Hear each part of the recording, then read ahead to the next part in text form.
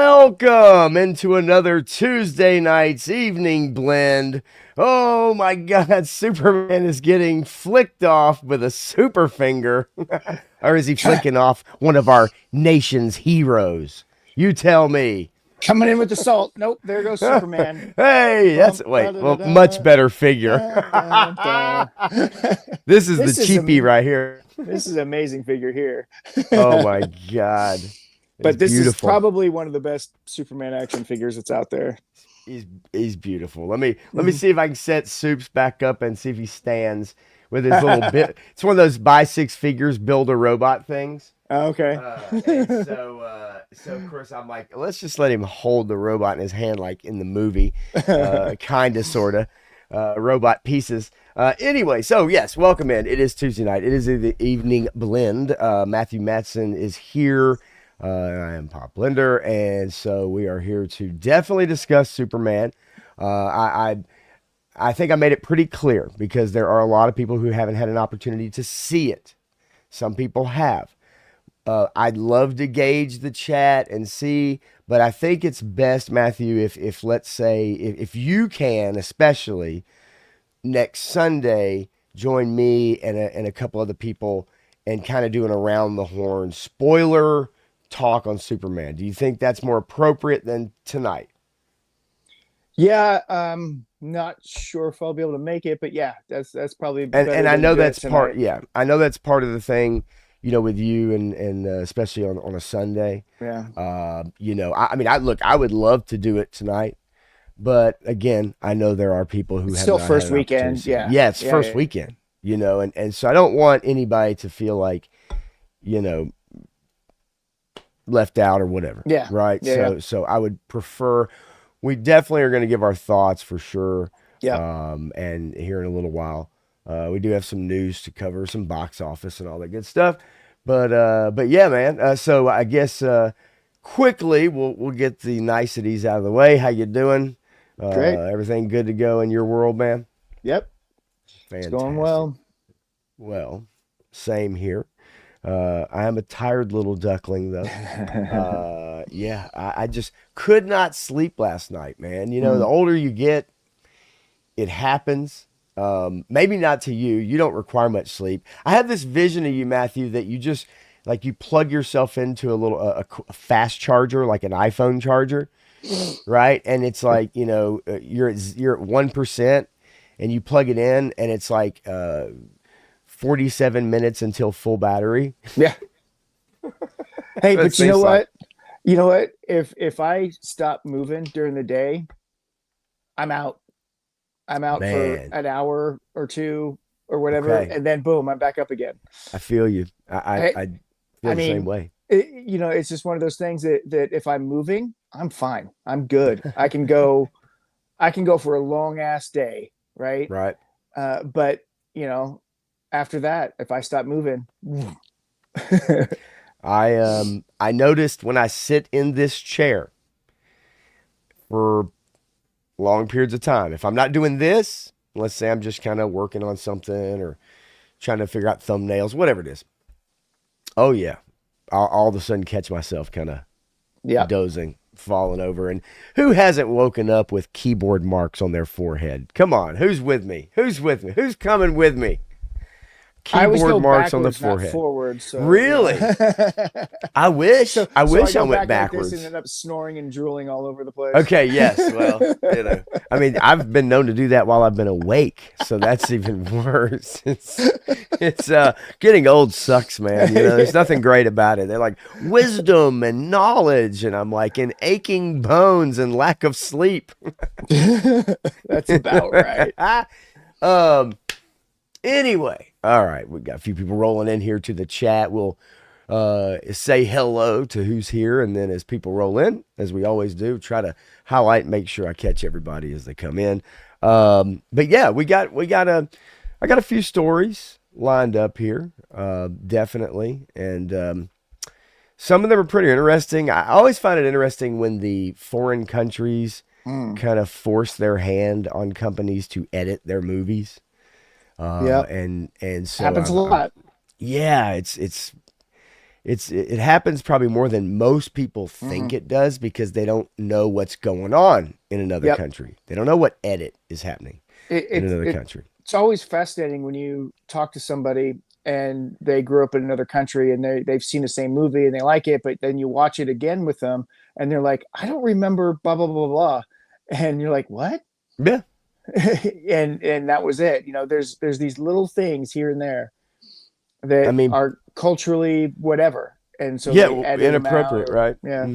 I mean, sometimes you'll see it in the chat too. Sometimes you'll Oh, see it in the chat. You're participating with somebody, and you'll see somebody in the chat mention it. Or yeah, there's times when a film just came out and somebody will mention it in the chat that nobody really knows that yet, right. and that happens sometimes too.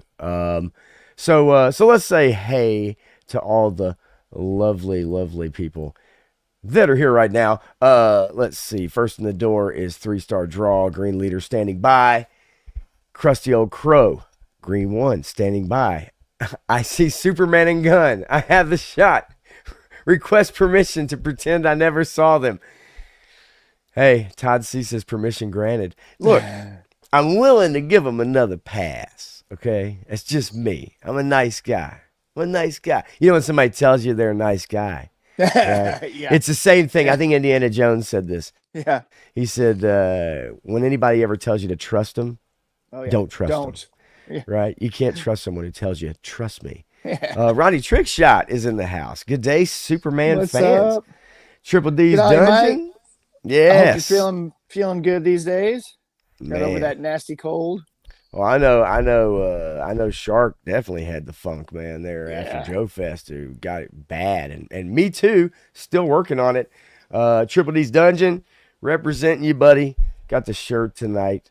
GI bro, what is up, man? I know he enjoyed the movie as well. Gun Bunny's Customs is here. What's David up, buddy? R is here. What's up, David? R. Let's see. Yeah, and Ronnie says I saw Superman over the weekend and I loved it. So sue me. Okay. So that is a sentiment I've heard a lot from people I've talked to in person Yep. and also online. And then there's plenty of people who went the other way with it. Yeah. And so we'll get into that.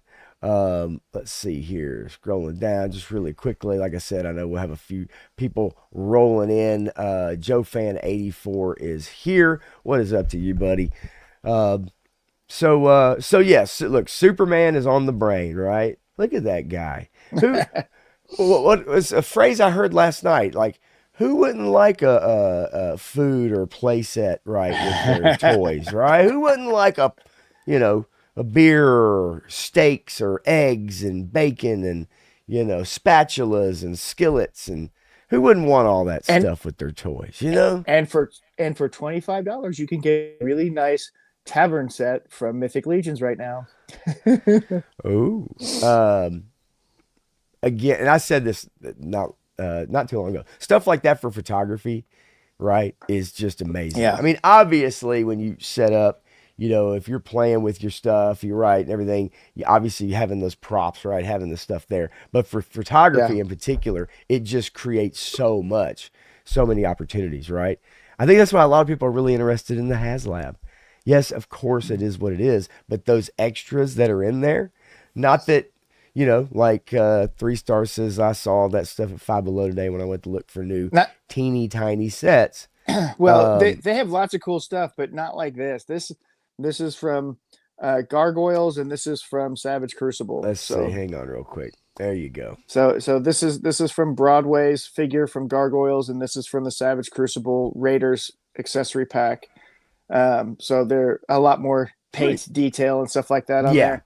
Yep. Than the Five Below stuff, which is awesome. I took one of my first pictures with that for the season for Tuco.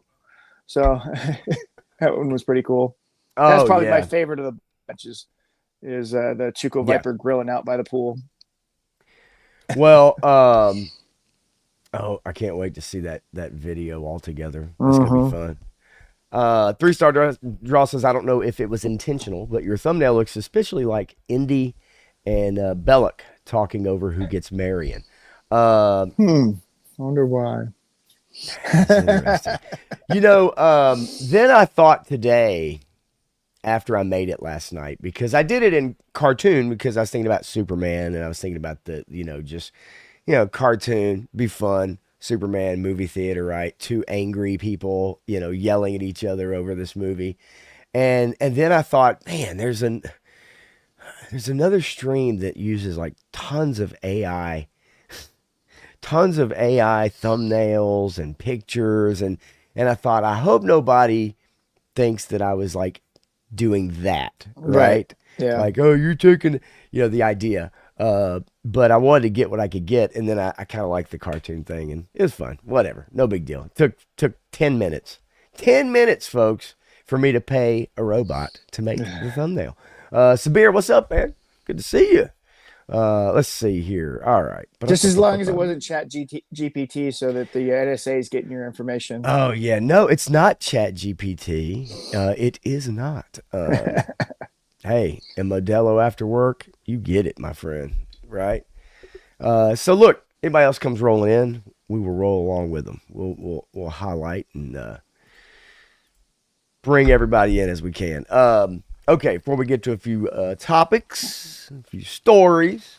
Well, we do have the box office is a story in itself. It is a story in itself, and we do have the current. This is technically for Monday, July 14th, at the end of day yesterday. So that's kind of what that goes through, as we are still showing movies today, right? Mm-hmm. So let's go ahead and bring it up.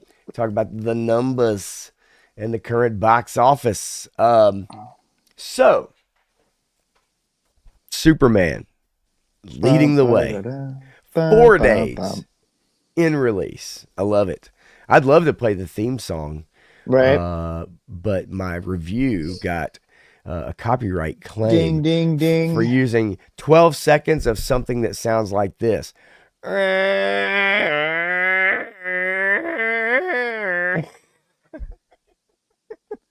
Literally, that's what it sounds like. That's the theme. Yeah. But 12 seconds, which is way too long, but it's under fair use. It's not, which is, I agree, ridiculous. But hey, one of my favorite creators, the Professor of Rock. Oh yeah, he's getting all of his videos claimed, and he's doing like 5 seconds of a song. And they're so getting ridiculous. claimed I mean, constantly. He's been doing that stuff for so long. His videos for are so great. long. Yes, I he is. He's videos. Great.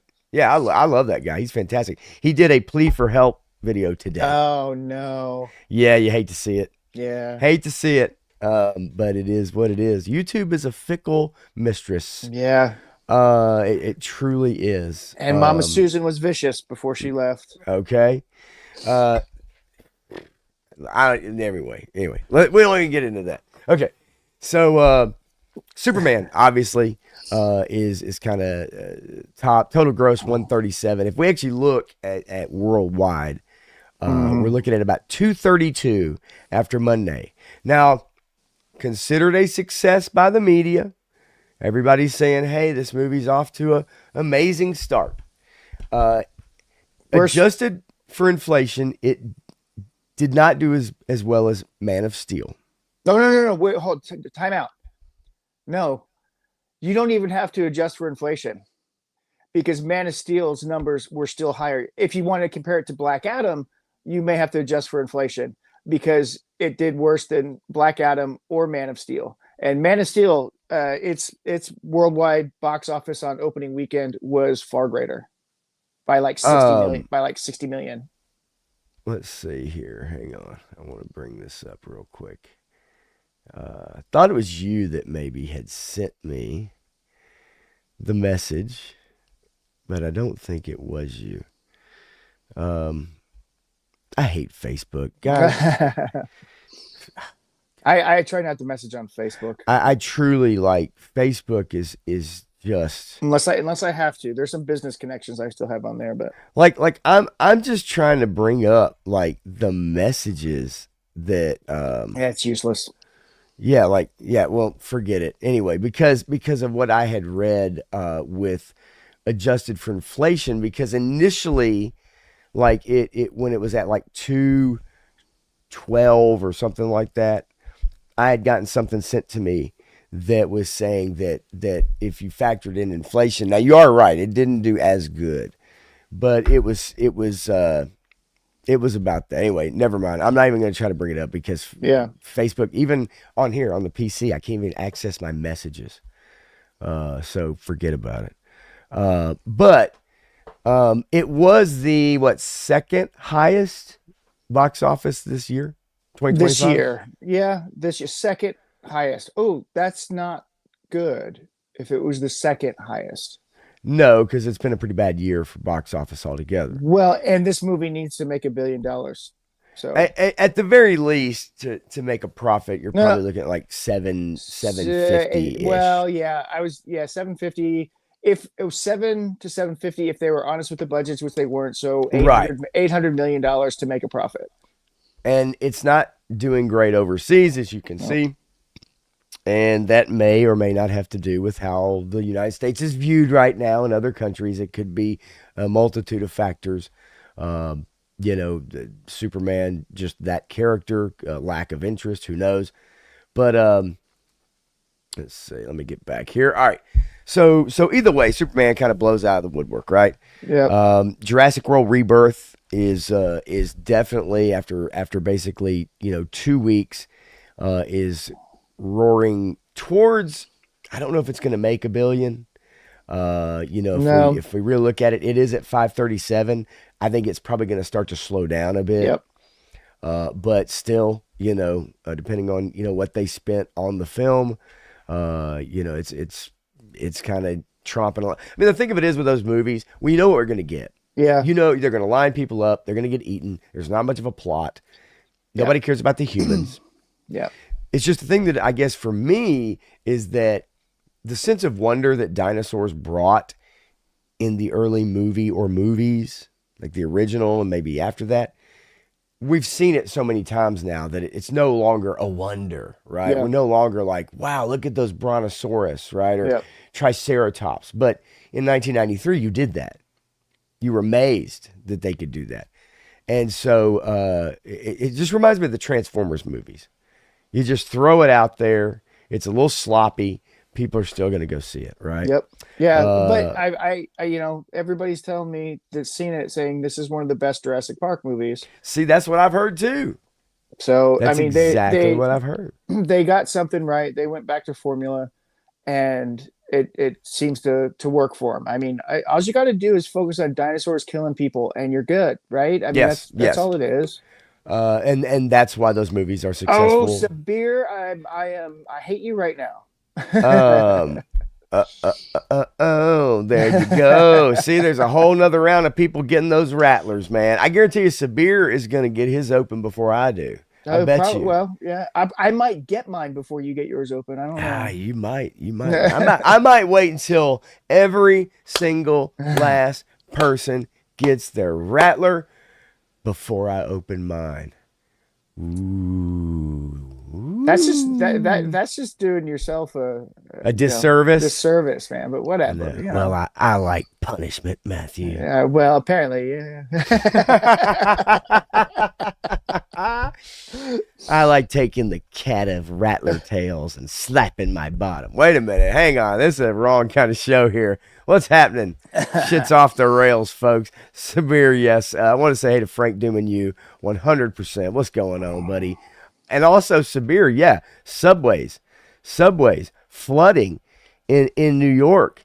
And so quickly, coming in from the mental institution of the New York City subway, super late tonight due to train problems. Yeah, I can imagine that they are. I saw the videos of that stuff going on. So That's is that crazy? Is that Superman fighting Lex Luthor's secret underground lair underneath the buildings? Oh wow.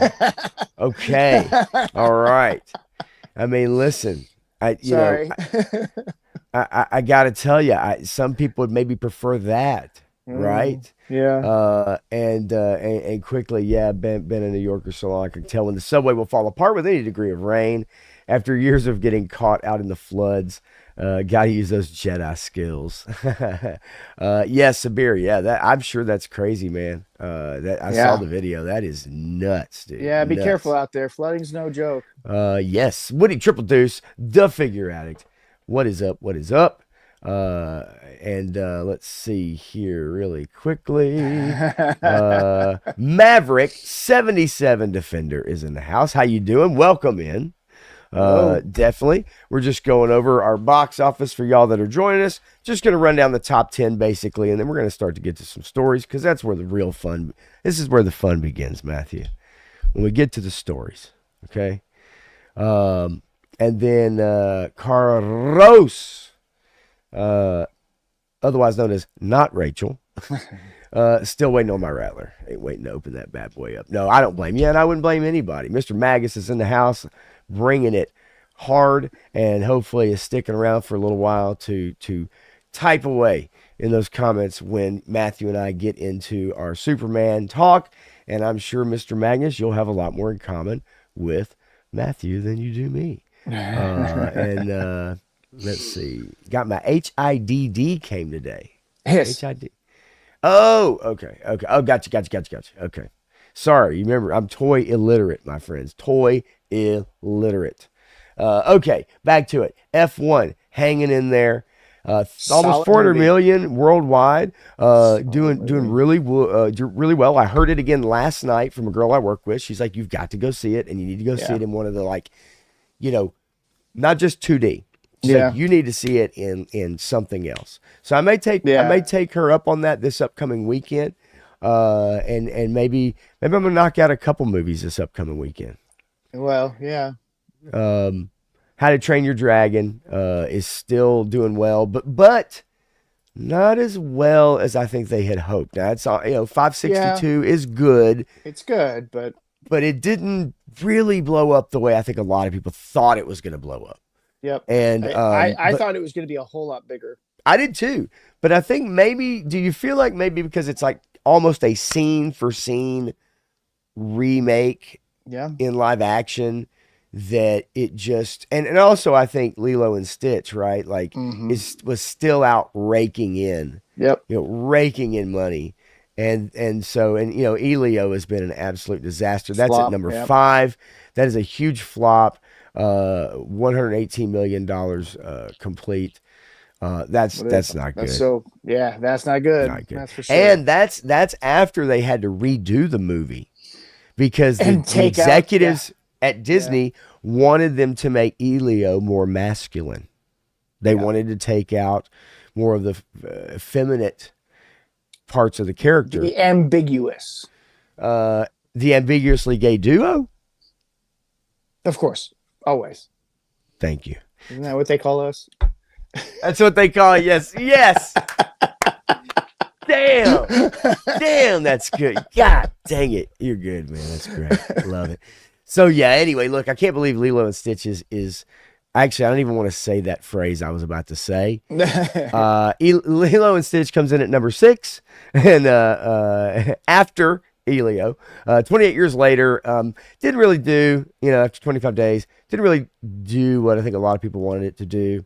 And they've got another one of those coming out, I believe, after this. And man, I wish I could remember the director, because I have heard it is a very accomplished director. And I'll see if, one day I can dig that up. Mission Impossible number 8. Again, a movie that did not do what I think a lot of people were hoping it would do. Yeah. And then Mithrigan 2.0 at number 9. Now, have you seen the NECA McThregan one? Oh, I think I have. Yeah. Did it? No, it couldn't have been one I saw at Joe Fest. I don't know. It's been out for a little while, but I mean, it's kind of creepy, and I can imagine that's just wrong. But It's a bit bigger, right? it's 1-to-1. Yeah. And it comes in a box. Mm-hmm. Yes, I saw one at Joe Fest. Creepy as fuck. Yeah, Yep. totally Yep. creepy. Yep. Absolutely. And Maverick, yeah. We shall see, my friend. As we get closer to that movie, we will definitely be getting into it. I promise you that. Well, you know what? Um, I mean, there's theories going around that if Fantastic Four is a fun movie, it could mhm. it could beat Superman, and that would blow my projections because I predicted that Oh, we Jurassic Park, both. Jurassic Park, Superman, and then Yes. Fantastic Four for this month, and it may not go down that way now. I don't know. Superman's not doing well. Yeah, it may very well flip flop. It really depends on how people really how people take to Fantastic Four, and Yeah, from everything I've heard, just don't know, yeah, right? yeah. Just don't know. Let's see here. I was trying to scroll up because I saw he's in here somewhere, and his name is Turk Murphy's Toy Solutions. What's up, What's Turk? up, bud? Let's see. And then I'll hit a couple comments, and we're gonna hit the stories. We got to get to these news stories here. Maverick 77 Defender says Phase 4.5 of the MCU is a game of cameos. More cameos in your movie, the more money you make. Definitely Phase 4 was all about the star of the movie being a passenger in their own Yeah, movie. That's what it felt like. Even yeah, some of the TV shows. yep. So in that respect, Isn't this Phase 6? this is Phase 6, but you Yeah, remember yeah, Phase 4, yeah. had a Yeah. lot of those cameo type Phase movies. Bore was a waste, and then you know, Five to Stay Alive didn't exactly help them, and No, now no, no, now no. we're in 6. You know, Understanding that the end of Phase 5 was Ironheart.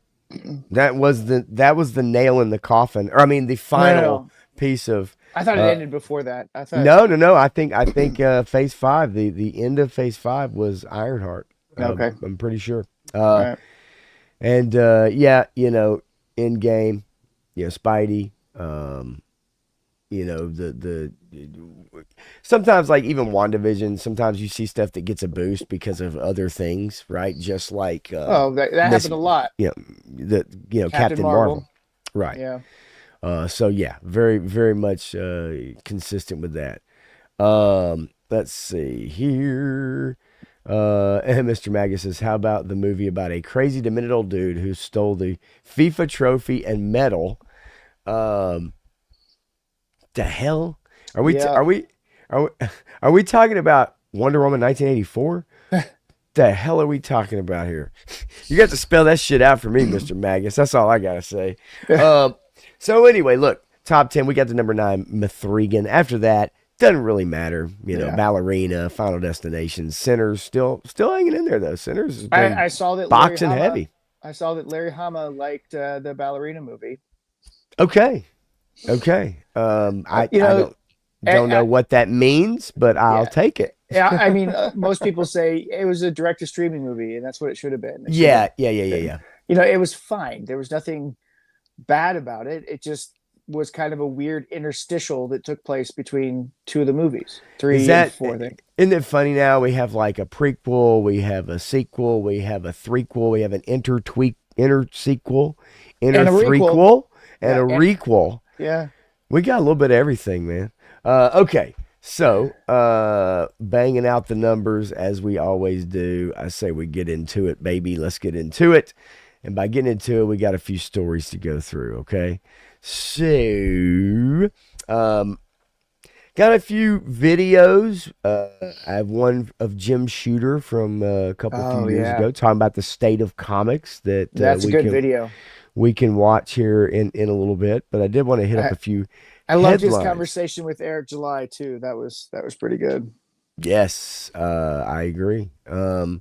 So let's see. So speaking of Superman, we'll kind of get into this story here.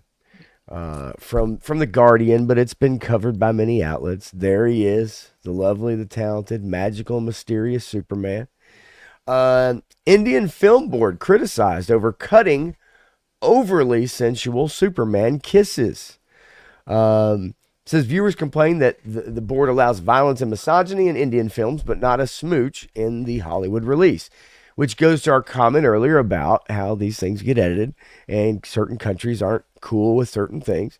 Yeah. So it says, as Indian cinema goers watched Superman, they may have noticed something was amiss.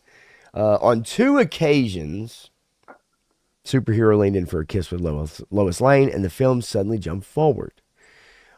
India's censor board has deemed the kissing scenes, including a 33-second smooch, to be overly sensual for Indian audiences and demanded they be cut from the film before its cinematic release. I find that I get where China is very sensitive about how they are portrayed. Mm-hmm. Okay. Yeah. I get maybe like we had the South Park thing with Muhammad being portrayed, right, and shown on screen. We've had various incidents throughout the years. Right. I never knew this. I never knew that a kiss, an on-screen kiss, was such a big deal in India. Well, I mean, look, if you look at through across all the countries, violence is always more acceptable than any than level of love sexual content or intimacy, right. or whatever, right? So That's so people wild. censorship boards feel very uncomfortable with that stuff, so they get overly sensitive over it for whatever reason. And the Yeah. government, each international government wants to put their 2 cents in, and they want to force Hollywood to make a change for them. They want to make themselves feel important. So let's change it. I mean, to me, it's okay. This comment now. Look, everybody comments on social media. It's what we do now, right? So when people write articles, they're gonna pick and choose certain comments to highlight, right?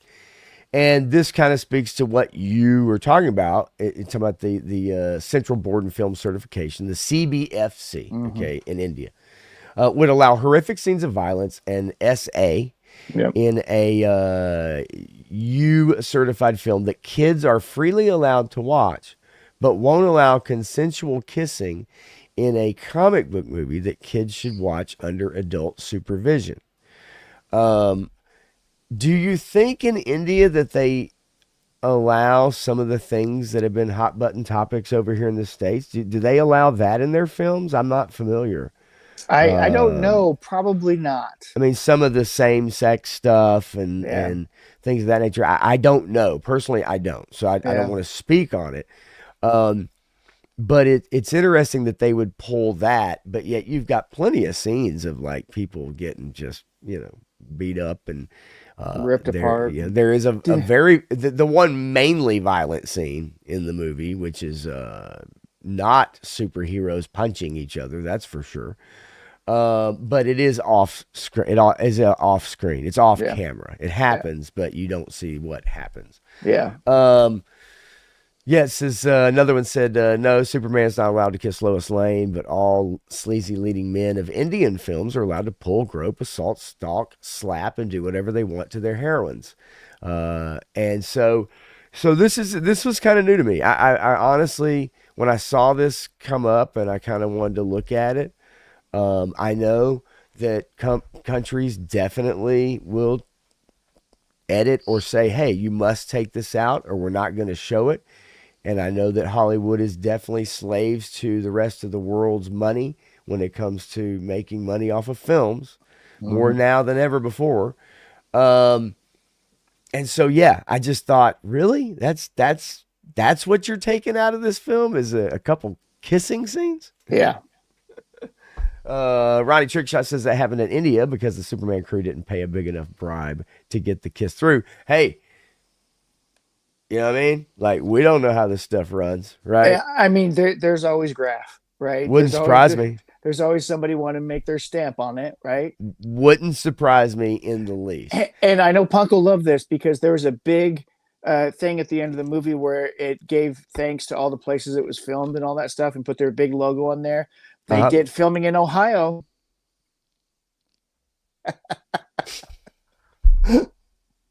Damn.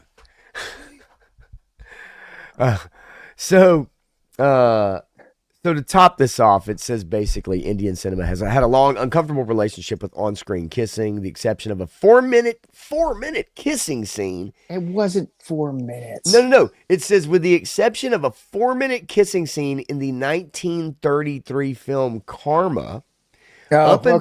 up until the 90s, on-screen caressing was largely kept to hugs or symbolized through imagery or flower. How interesting! Like that is really interesting. I will say this.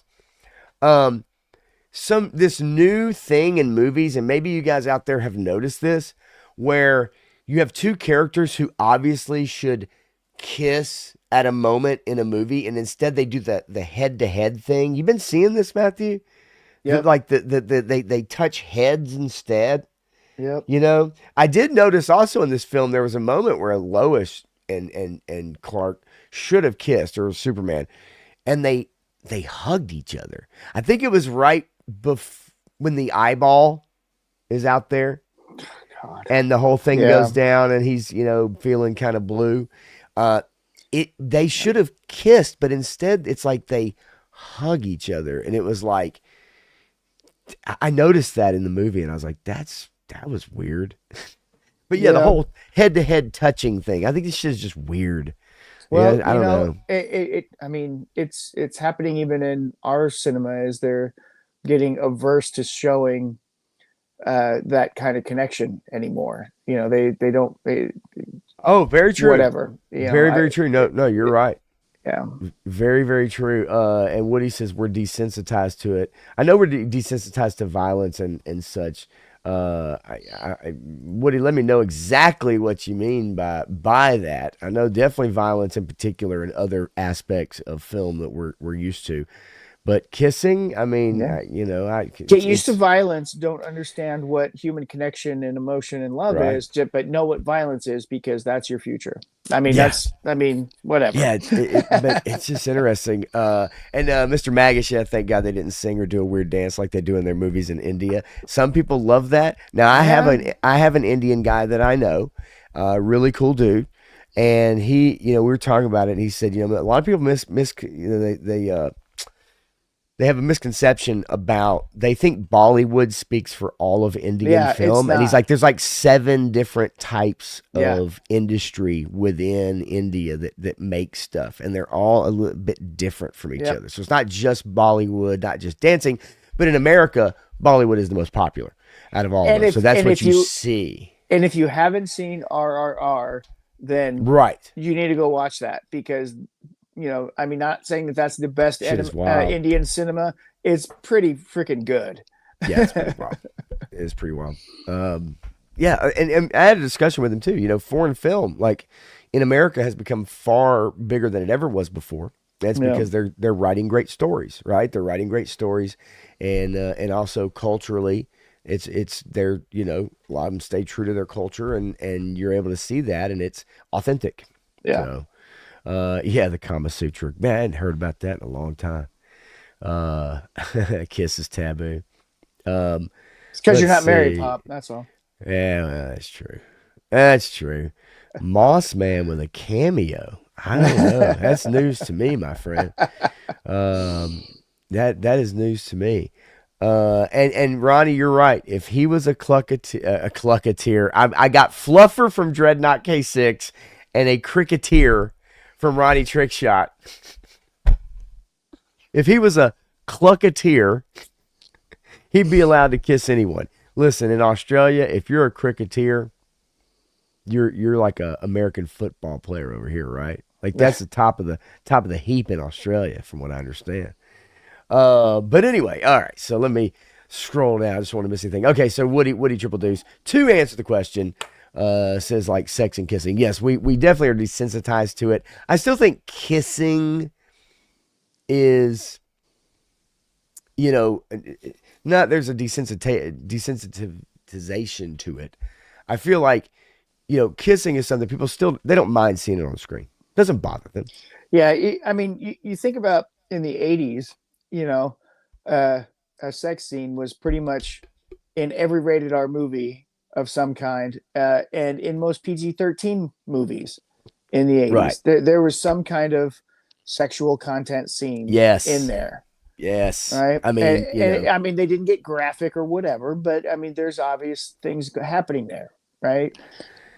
And then absolutely. in the 90s, that started to go away, and then now it's like almost non-existent.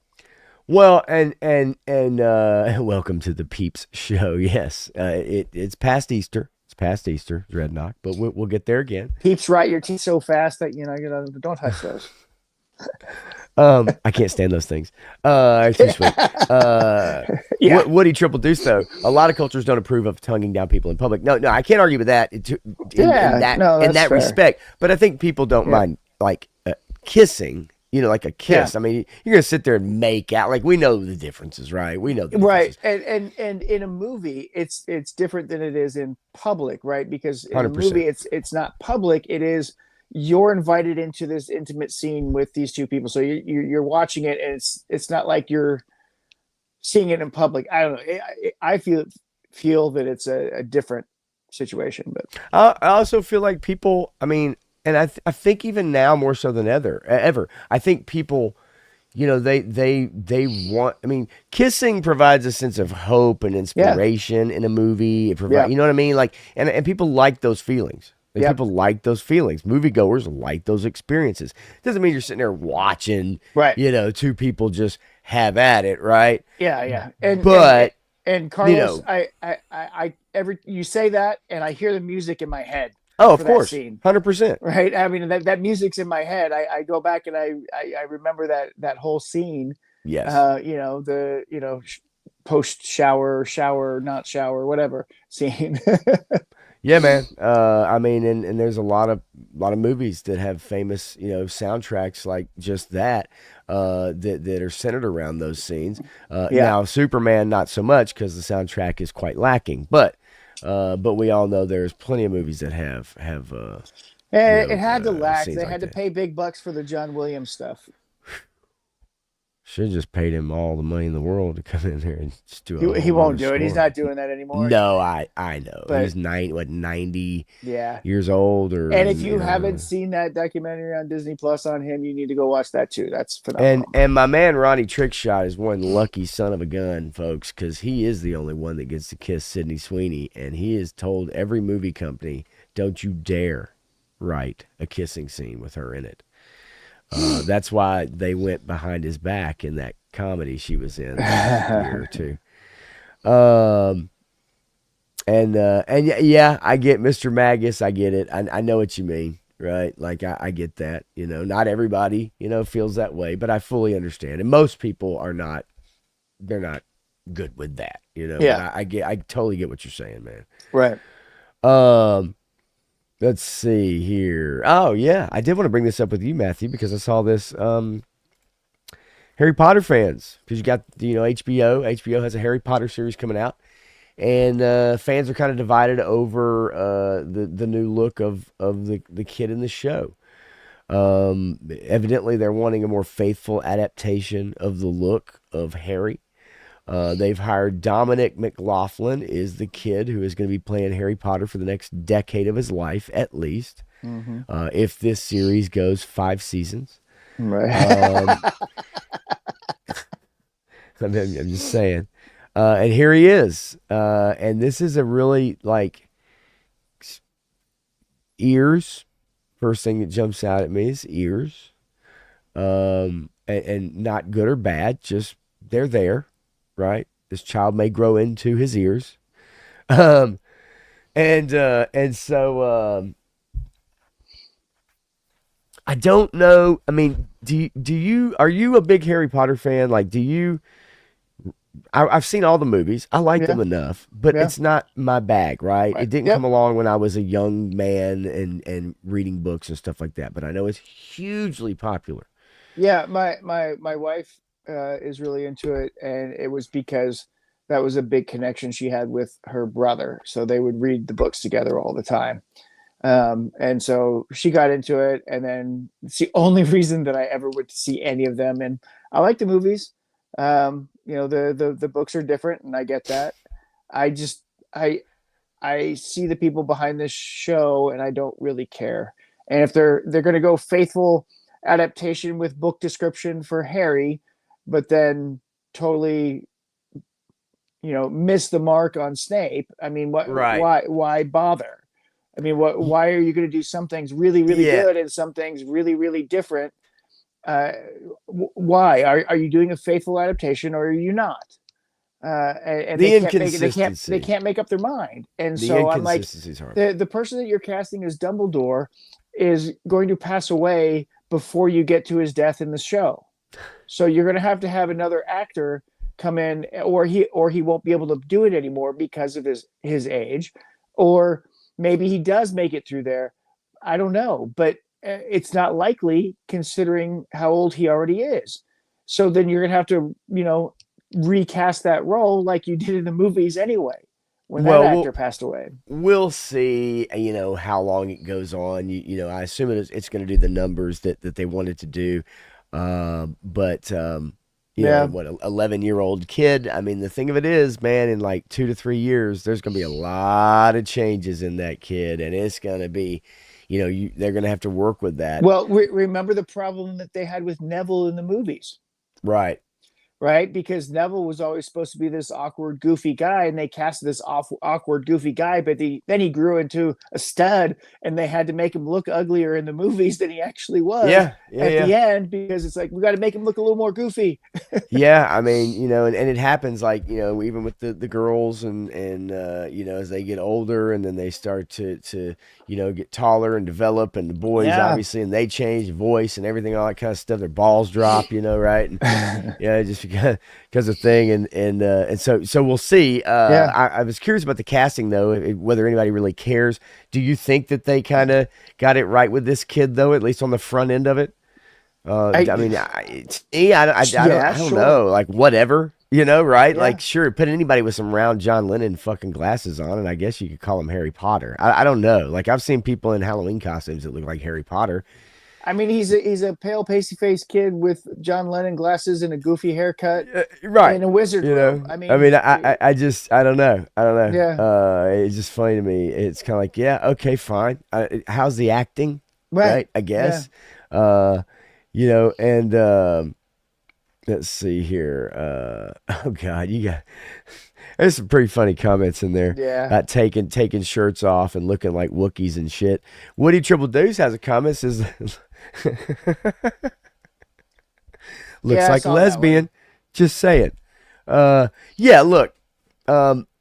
Honestly, when I first brought the picture up and scrolled down, I too was Subaru bound. I was like, okay, a U-Haul and moving in 3 weeks. But at the same time, it's like this kid could look totally different in like 4 years. Yeah. So I don't Yeah. know what you do with that. Like that has to be a weird situation. They're talking about getting like 10 seasons out of this thing, aren't they? Well, I mean, they want to make it through all the books and they want to do a book a season per se, but they're not going to be able to do that scheduling. So Man, who there's knows what they're no gonna make way. it through. There's no way. Ronnie Trickshot says glad Dominic got the part. He otherwise would be getting beaten up in school. I mean, at least he'll have good acting experiences when he's got Draco Malfoy coming after him to beat him up all the time. I mean, he'll be able to act that part. Oh my God, that's just great. Oh my God. Man, you guys. Oh no. Woody, Gary Coleman? Yeah, I don't know if it's a disease. I think it's I'm sorry. Woo. I think it's just dwarfism. I don't know. It's a disease. He's just a kid. He's small. He's 11. Oh my God. Is this guy been on the cover of Star Magazine, Matthew? National Enquirer? Is this the Bat Baby from years ago? Who is this kid? Where did he come from? That's what I want to know. Oh my God. This shit's off the rails. If he came from Norwich, I think he'll be fine. Whatever. I don't care. Frank says that role is cursed. Yeah, I mean, definitely I depending don't on know how about you look curse, at it. but Oh no, 3-star draw, Harriet Page. Man, you guys are.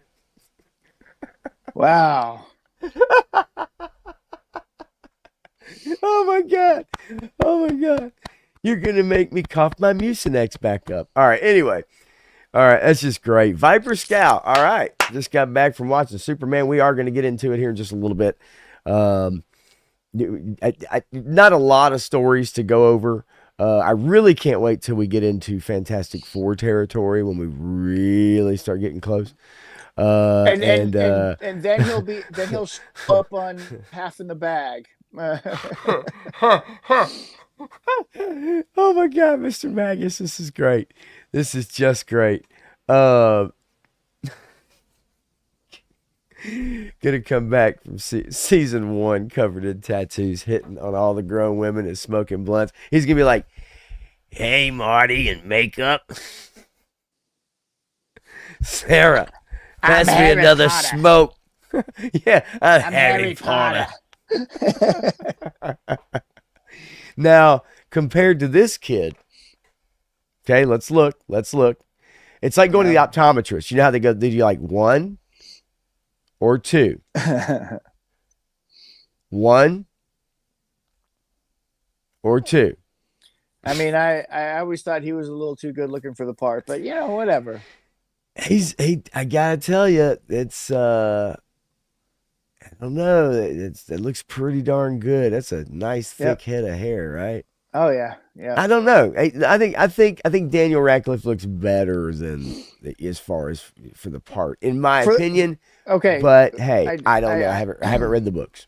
Yeah, I don't know. I think the new kid actually looks more like the character in the book.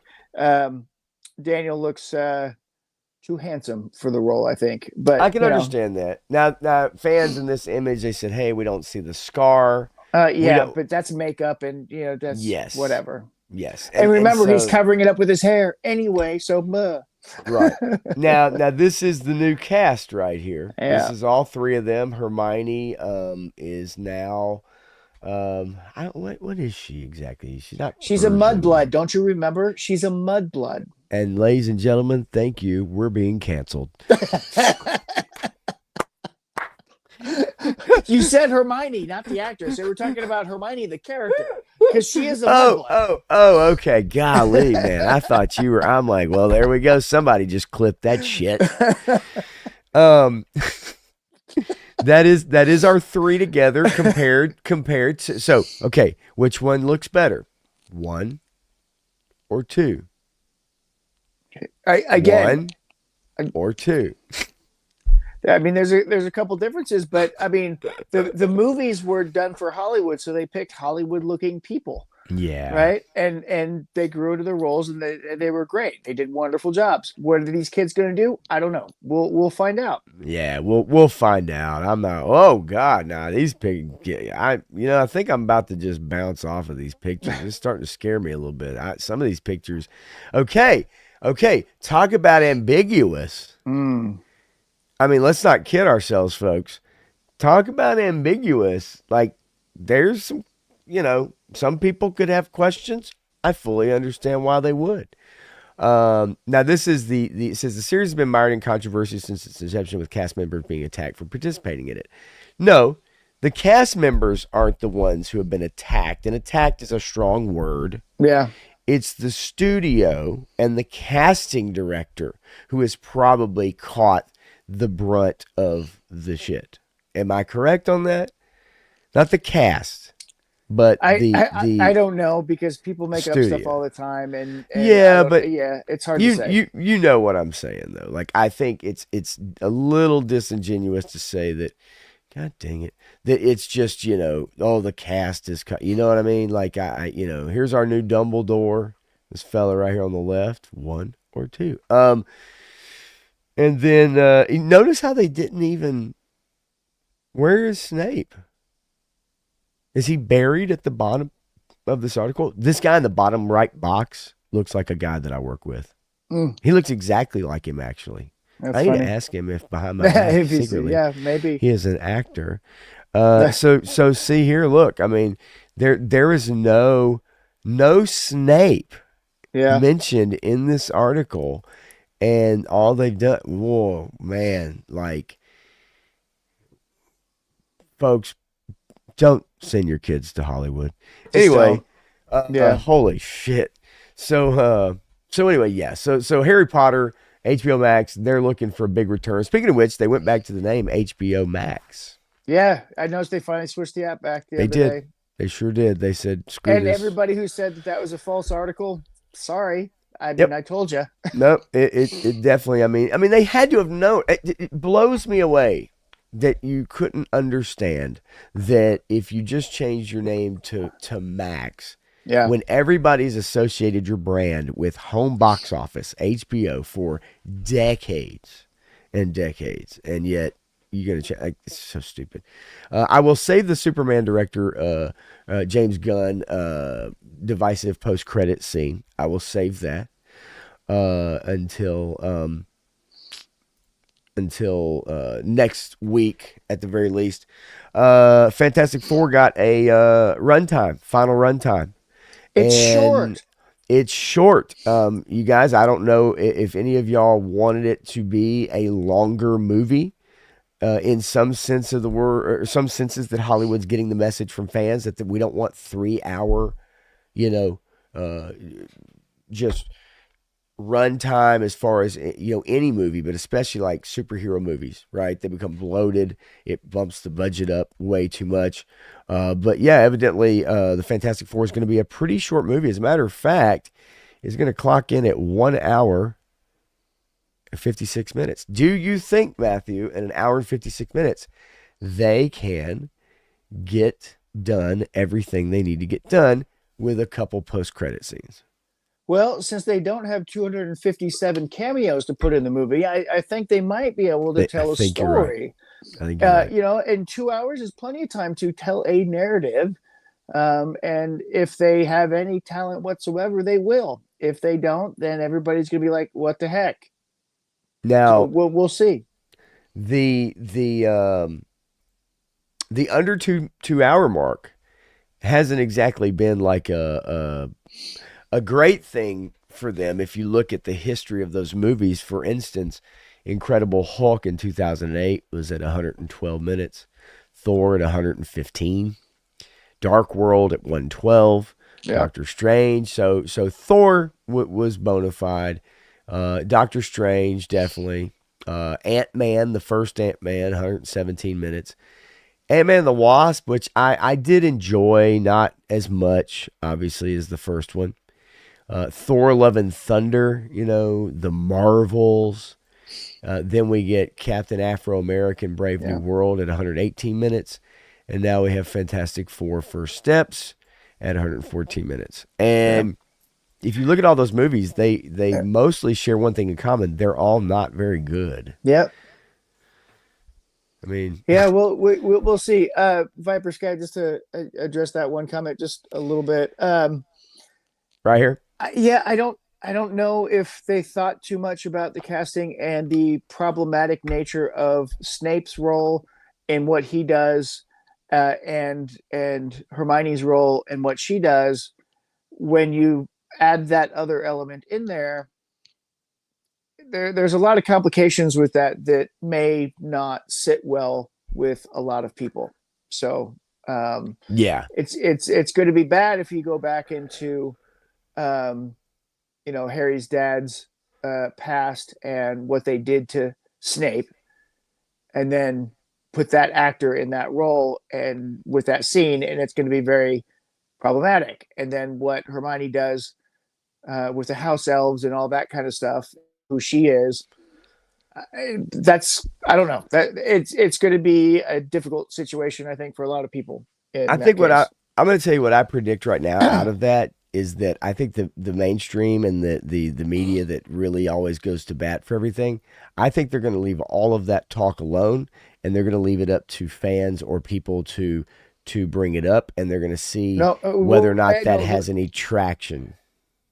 if they're going to be a faithful recreation of the novels and include all of those scenes, they have I to hear you. include those storylines, those threads. So they have to Right. make them, and it will be automatically questioned by the media and everybody else about that. And so it Yeah. will become a central talking point of those scenes when they get made, or around those times when the media figures out, oh, wait, maybe this wasn't a good Yeah, idea. it's yeah, I mean, look, I just feel like fans who care, there's gonna be a lot of people that don't even pay attention, and it goes right over their head. I guarantee you. I don't know. And then there's gonna be people who do pay attention, but their voices will be muted because then you have your mainstream media, and I have a feeling the mainstream media is going to try to avoid Yeah. that conversation at all costs, if that makes sense. Which means the people who do look at it and go, "This is kind of fucked up," get muted in that conversation, right? And it doesn't get amplified the way that it would. There's a few YouTubers that will amplify that. We know who they are. They have already been doing it, but that reaches only so far, right? Right. So we'll see. It is interesting. Yeah, I don't know who was the like the guy. Dreadnought says I like the guy who played the shitty blonde kid. He has JK's back, and I respect him for it. Oh Um, yeah, Draco Malfoy. blonde. Not okay. Yeah. I thought blind. Yeah, blonde. No, yeah. We saw that video the other day Yeah. of him, supporting her and whatever. And hey, I mean that's everybody's got their opinions, man. You know what? Well, but he kept it real simple. He's Kept it like, very simple. she Yes. gave me a career. She Yes. she gave me 10 years of making movies and a career, and so Yes. I'll be forever grateful for the stories that she created and that I could play a part in that role. Beyond that, he's not going to get involved, And right? he So kept it at that. And I would love to yeah, see more of that. Because a lot of yeah. times the actors and other people will speak about stuff and they don't even know what they're talking about. But they feel Most of compelled. the They have to. time. Right. They feel compelled to have to make a statement on it, but they really don't know the ins and outs and the facts and what was said and all Like our that. favorite media person on the red carpet, entrapping people into forcing them to Oh, make statements that they don't have to actually make. oh yeah, like The gayest project Marvel has ever done. Yeah, that guy. that guy. You mean that guy? That I guy. mean, that guy. Yeah. I would love to tell that guy. Stop it. Get some help. I mean, that's how I feel about him. Um, He knows what he's doing. He's oh, making oh, bank. oh, he knows exactly what he's doing. Yeah. That's why he keeps getting the red carpet gigs. And Crow, yes, you're right. As far as seeing some of those mug shots in 10 years, I think you might be right. Mr. Magus, is one of these guys in the Harry Potter series? Is one of them Hodor? I didn't even notice that. Is one of them Hodor? Hodor. I didn't know if he got a job. I know he's a DJ though. No, From yeah. Game I of was gonna, Thrones. I That was dude's gonna like a say, DJ and shit. I think he's making more money being a DJ right now. So Hell I yeah, don't dude think he is needs to come like back to pop. Yeah, Hollywood. he's popular as hell, man. Yeah. Hodor. Ronnie Hold it Trickshot. You know what? I'll show the trench coat here in a few, just for you, buddy. All right, okay, all right, okay. Um, let's see. Yeah, in a way, Crow, you have to count Marvel's multiple post-credit scene as part of the damn movie now. The post-credit scenes though used to be something that was fun that also prepped you for the next movie or the next thing that was coming, something that was coming. Now the post-credit scenes really don't even do that. Most of them Not, actually do not do that not, at all. well. Remember, one of the first ones wasn't set up for anything. I mean, it wasn't the first ones, right? But I mean, the end credit scene, the post credit scene of Avengers, right? Yes. Yep. They're just sitting in a busted out That shop eating shawarma. That's true. But I think, for most of them they kind of got wise a little bit and said, okay, what can we do to entice people to go, hey, we got to see Yeah. that next movie, right? This Well, is what they what wanted to happened. build the anticipation. Yes, we have post credit scenes. Remember that we have post credit scenes. Stay to the end of the movie. Right. Yeah. Yep. Viper Scott says I don't remember any Black Death Eaters in the book, kind of putting the supremacist theme on the nose. Wow. Yeah. I mean, as far as Harry Potter's concerned, I think some of the things that you mentioned, and when it comes out, we'll talk about that. Right. Okay. Yeah. Like we'll discuss kind of those things and what they may look like or seem like in the movies compared with the books and the characters. And honestly, even if they even decide to tell that story, I mean, like we don't know how that's going to go. And Hagrid. And so He's yeah, not Hagrid. I don't think.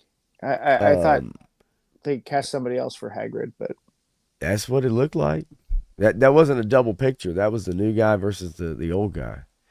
The old guy passed away, right? yeah. Yeah. So, but yeah, they did. They cast a new guy. But anyway, so Fantastic Four. All right, let's get back to that. Its runtime is worrying for fans. People are worried that it's going to be a rush job, that it's going to, people, they're just going to haul ass through this movie without taking time. And maybe, it depends. You can have an hour and 56-minute movie and actually have meaningful scenes. Superman really blows through its scenes quickly. It leaves no time for sitting and digestion of a scene. Yep. This film could do that, right? It's just, you just don't have as many scenes to sit on. That could be the case. It's all in how it's directed. Yeah, and if you make a movie for the TikTok generation, then that's what you get. Well, that's my thing, and I said that in, you know who Mr. Sunday Movies is, right? Yeah, I do. Yeah. Sometimes I want to punch him in the face in Minecraft. I used to like them so much, but I Yep, don't know. me too. But you know why. Yeah. You know why. But anyway, I watched their discussion and stuff like that, and I feel like the hang on real quick. Sorry, my browser is flipping out on me really quickly. What is happening here? Yeah. Nick Sorry. Frost is playing Hagrid in the TV what show. The hell? Yeah. So they're going for that semi-comedian kind of guy. So,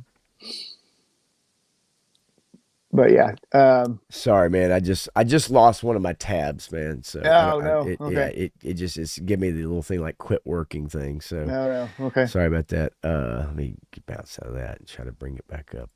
See if I can get my train of thought back.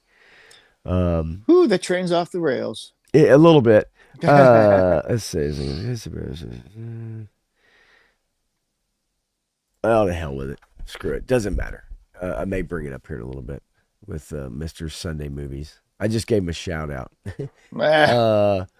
Not that too many people are going to be worried about that. I haven't watched any of his videos in a long time. I just stopped watching them. They just weren't as interesting anymore. Yeah, they had a Superman. They did Superman one and another recent one, I think, talking about Harry Potter or whatever. But anyway, no big deal. Not a major comment anyway by any means. And if it's somebody nobody even knows, then forget about it. Yeah, sorry. Yeah, all of a sudden my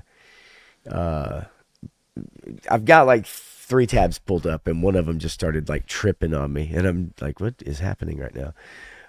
Okay. There it is. All right, look, I want to bring this up because I know we're going to talk about this here momentarily. Superman scene stealer. Now, I don't know how you pronounce this guy's name. Eddie Gathegi, I would assume. Explains how his Mr. Terrific role atones for a broken X-Men promise. Okay. I didn't really know about this. Okay. Is it Eddie or Edie? That's and that's what I thought. I thought it's kind of hard, right, to figure out. I don't know. Okay, 16 years ago, Gathegi was offered the role of Darwin in X-Men's First Class. I thought he looked familiar. I thought he looks very similar to the person who actually did play Darwin. Okay.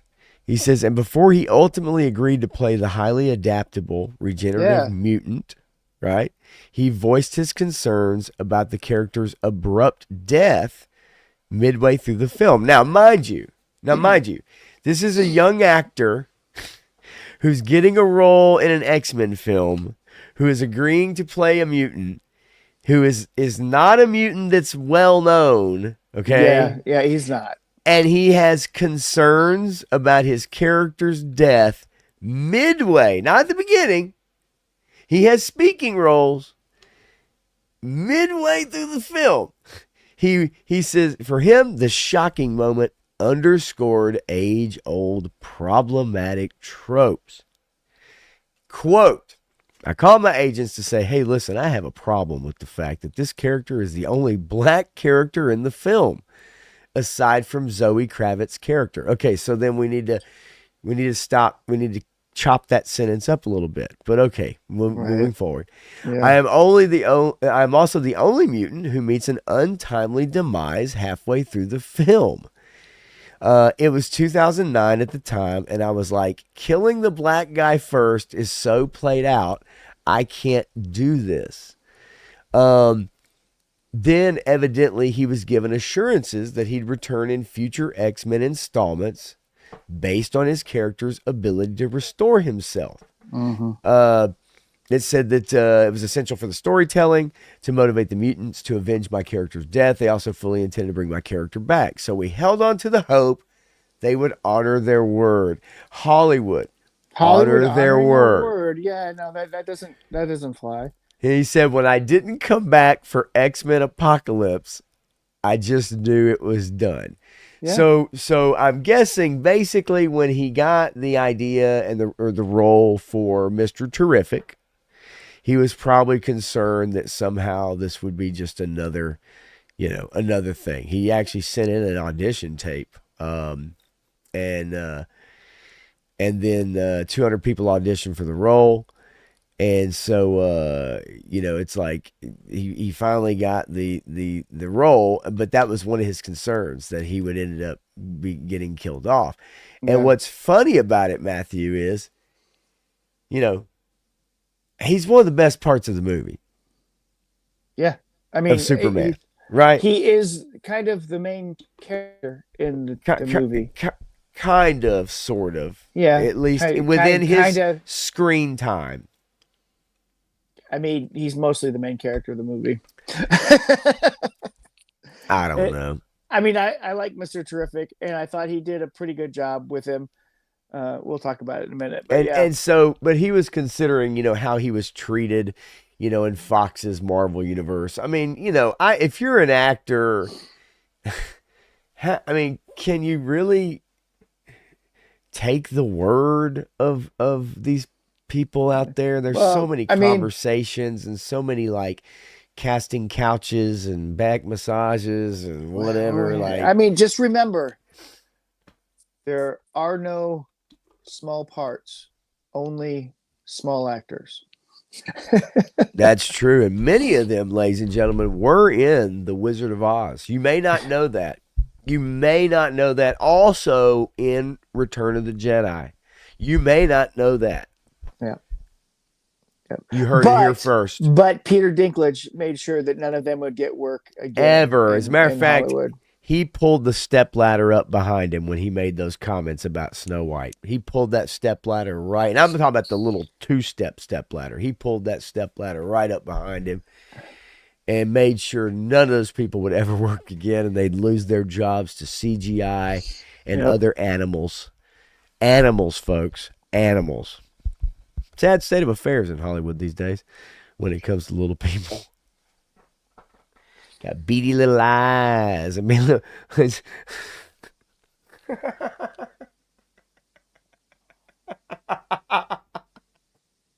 That Newman guy, he's awful. He's terrible. He writes some horrible songs, doesn't he? Yeah. Viper Scott says, I like Mr. Sunday, but yes, some of his takes are off. I think I know what you mean. Yeah. Mr. Sunday look, it's a couple Australian guys. He is, and then he has another guy with him. But anyway, they are pretty funny, but they definitely have some, they have their own thoughts on a lot of stuff. Mm-hmm. Let's see. Yeah, G.I. Bro, he's a scene stealer, but he didn't steal the movie. I agree. That's kind of what I was getting at. Scene stealer, sure. Great performance. Steal the movie? I mean, I didn't walk out just immediately going, man, that guy was amazing. But I liked what I got out of him. And I liked what I got out of those scenes, But there were other things in my mind that were memorable to me. Let's see. He was the Wolverine of the character, but not the main movie. And I think that's... Interesting thought. Yeah. Yeah, very interesting thought. But But anyway, so with this actor, basically, he says that, and again, look, we get a lot of these. We get a lot of these articles. We get a lot of these conversations. The pendulum has swung in the complete opposite direction. With X-Men First Class, the message I received as an actor and as a man of color in this world is you can be the most powerful mutant in the world, and they'll never let you reach your full potential. A la LeBron James. Gathegi says, whereas the Mr. Terrific and Superman, the message that I'm receiving is you can be one of the most intelligent characters in the universe and you can help save the world. It's a different level of conversation. Again, I understand. Darwin was never one of the most powerful mutants in the world. Well, exactly. But I also feel like, this is, again, I think he feels like this is what his agent and his assistant, and this is kind of what his colleagues have been saying over and over again. And I feel like this is, he feels the need that he has to say this thing to Hollywood Reporter or to Variety or whomever, right? Because we see this message all the time. It's not just an acting role. It's like, did I have the best role? Did I get the most important role? Why is it that this character gets hurt or isn't in 95% of the movie? Well, this is the reason why. And in reality, it's like somebody wrote a script and they just said, hey, this character, and they cast it, and that's that, right? Yeah. Like, I just don't know that there's any nefarious activity going on. Yep, I just think more and more people are going to Ray Fisher themselves out of Hollywood, Yeah, Ray Fisher fishered himself out of Hollywood. That's for sure. Holy crap. Nobody cares what Ray Fisher's doing these days. And that's a shame. That's a shame for Ray Fisher, right? Because to be fair, the Snyder cut of Justice League came out and I was like, oh, this guy's got some chops, but he burned so many bridges that he will never be allowed back in Hollywood ever again because he's been labeled difficult to work with. Right. Boom. Yeah. He's a troublemaker on set. Boom. Done. And the thing of it is, no matter what, if you earn that reputation, it's the same thing in the working world. You work different places, people come to know you and hear of you. And if certain things, and they know you're difficult to work with, or that you're always calling HR, or you're always, then people are like, he's talented, but I don't think we can bring him in because it's going to cause more problems than it should, right? I did want to say hey to War Chest. I know War Chest will be there Sunday night to hang out. I know he's got some thoughts on the movie, and I think yours and his align pretty well for the most part. But I definitely like to see Viper Scout. They probably saw articles complaining how he died and is piggybacking off of it. I mean, it could be. Graf, what's up? Good to see you. Wizard of Oz, says Mr. Magus. Fact, Glinda was the true villain. She had Dorothy kill the first witch with her house. Had Dorothy killed the second witch by melting her. Then exposed the wizard as a fraud and leaves Oz. Well, yeah, I mean, interesting. Now, did Glinda have her kill them, or did Dorothy do that on her own? Did she subconsciously kill them because of all right? Now who they were, right? I mean, it seems like it falls more on Dorothy here because she clearly threw that bucket of water on the second witch because she didn't have anything else at hand, and she was that nasty neighbor that tried to get her dog killed, and so she threw a bucket of water on her, right? Right. I don't know if it was Glenda or not who did that, but interesting, man. Yeah. Interesting. So I was going to play a quick video or two. Now, quickly, I just wanted to ask you, not Jim Carrey, Kids in the Hall. Yes. Do you want me to save that, or would you like me to play that tonight? I mean, it's hilarious. I think it works. I think it's great. So I'm going to play the Jim Shooter State of Comics really quickly, y'all. So we'll take a listen to this video, and then I'm going to play something from Kids in the Hall from 1993, and I want you guys to listen to it carefully. I watched every episode of Kids in the Hall back in the day. I loved the Kids in the Hall. I absolutely loved that show. Yeah. So this is Jim Shooter. Audio should come through. You guys let me know for sure. Yeah, this is good. And And so let's take a listen to what Jim Shooter has to say. How do you feel about the state of the comic book industry today? I think they forgot what business they're in. I think that, hey guys, it's supposed to be entertainment, but a lot of it comes out like propaganda. And I don't care if you agree with every word they say. Nobody wants to read propaganda. It's just, it's boring. And an awful lot of retcon going on. And I mean, like I said, I respect the intent of the creators. And Jack Kirby never intended for Thor to be a girl. And he never intended. Joe Simon, Jack Kirby, and Stan Lee are spinning in their graves because they turned Captain America into like a Hydra guy or a Nazi or something, and then he always was. Well, that's just wrong. I mean, don't do that. Stay true to the character. Yeah, stay true to the character. So what? Yep. Very, very right on the money. Yep. And we've seen it with comics today have just fallen off the map, and especially in the last, 8 to 10 years when they have put all of the identity politics and gender politics and So- all kinds of stuff that comic book readers don't care about. I will They don't say care about this stuff. that Jim Shooter was probably one of the most divisive heads of Marvel Comics, but he Right. is second only to Stan Lee in terms of what he did for the company, Right. and how many great stories got told under his watch by him pressing these people and telling them the truth. He's like, you still need work. You still need work. You still need work. You still need work. And then finally they would come up with something that says, I like that. We'll take that. Right. But he was honest with people. And if people came back and asked for further criticism, Yes. he was ecstatic because he's like, okay, you want to make a difference. Can you take this round of criticism? Because he demanded a high level from everyone and he was not afraid to say it. Right. And when things weren't going right or they weren't going to make money for the company, he was like, we can't do that. I mean, if you want to go print that in an indie book, fine, but you're not going to print it here at Marvel or whatever. They need more of that now. They needed do. that when they started getting into all the kooky shit. Yep. And they needed it more, and didn't get it. I mean, Joe's, I want to say hey to you. What's up? Obviously. And it's where is he at? G.I. Jetman. There it is. Real American hero. There he is. What's up, buddy? What's up, man? But yes, I just want to say that having a tough fucking boss can be a good thing. Is it a pain in the ass sometimes? Yes. But if it's somebody that knows their shit Yeah. and makes you better because they critique your work, okay?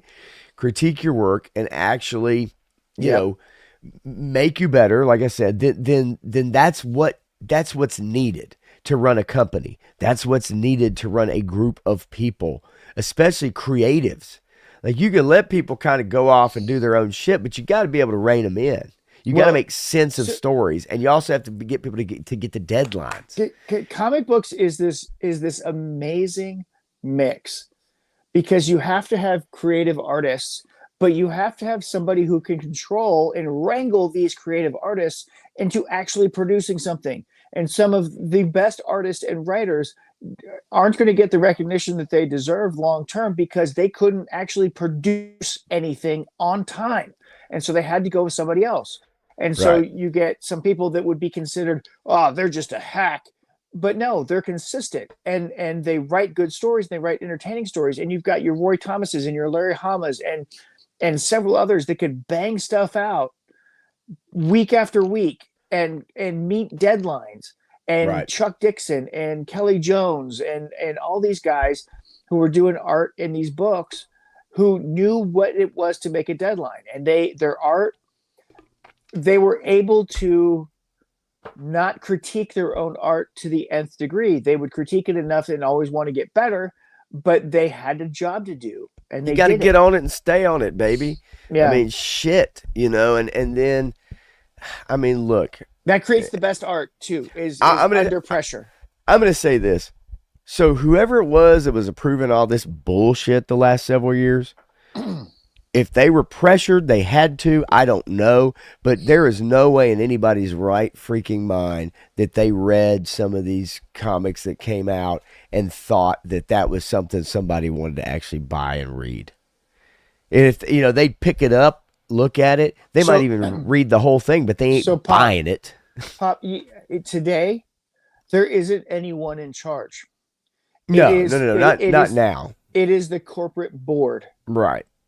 So, the corporate board is making all these decisions. And so collectively they get together and test market and see what social media says, even though social media is a lie and you can't listen to that for marketing advice, because social media will always give you the wrong information on marketing. You actually have to go to test groups, to small groups of individuals who actually buy your product and see what they have to say about it. You can't go to the random individual on the street because that person is not connected. And if you want to connect with the average person, that's a different story, but you have to do justice to the people who are already buying it. Otherwise you will lose them and you won't get new viewers or new buyers because those new buyers don't know about it.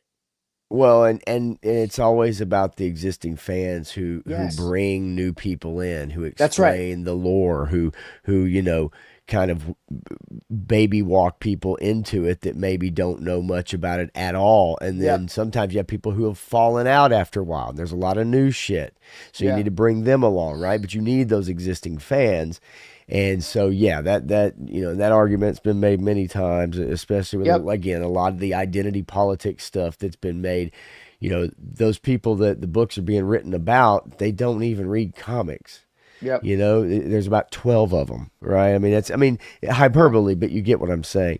I did want to bring up the kids in the hall because I did think this was pretty damn funny. This is one of Krusty Old Crow's favorites. But this came out in 1993. So let's take a listen to this, and then we're going to jump into Superman. And Garaf, I have your comment starred, so I definitely want to get to that. But let's take a listen to this little sketch here, this skit. This class is a travesty. That poor woman child is just another victim of the patriarchy.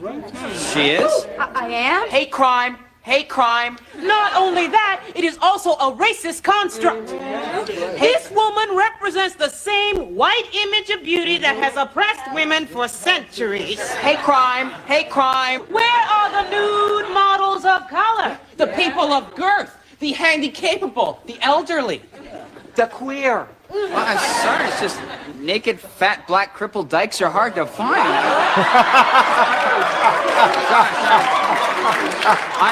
I'm sorry I said that. I apologize. You white male, stop trying to cover up my black anger. I'm just trying to understand your black anger. Show it to me again. Shut up! Thank you, I understand now. Sir, you leave me only one alternative. I must walk out and call for a boycott of your classes. Anybody who stays is obviously a racist. Or a homophobe. Shut up! Well, this class is a...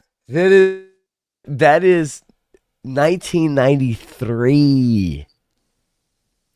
You want to talk about being like, writing a skit and sketch comedy and being on top of it.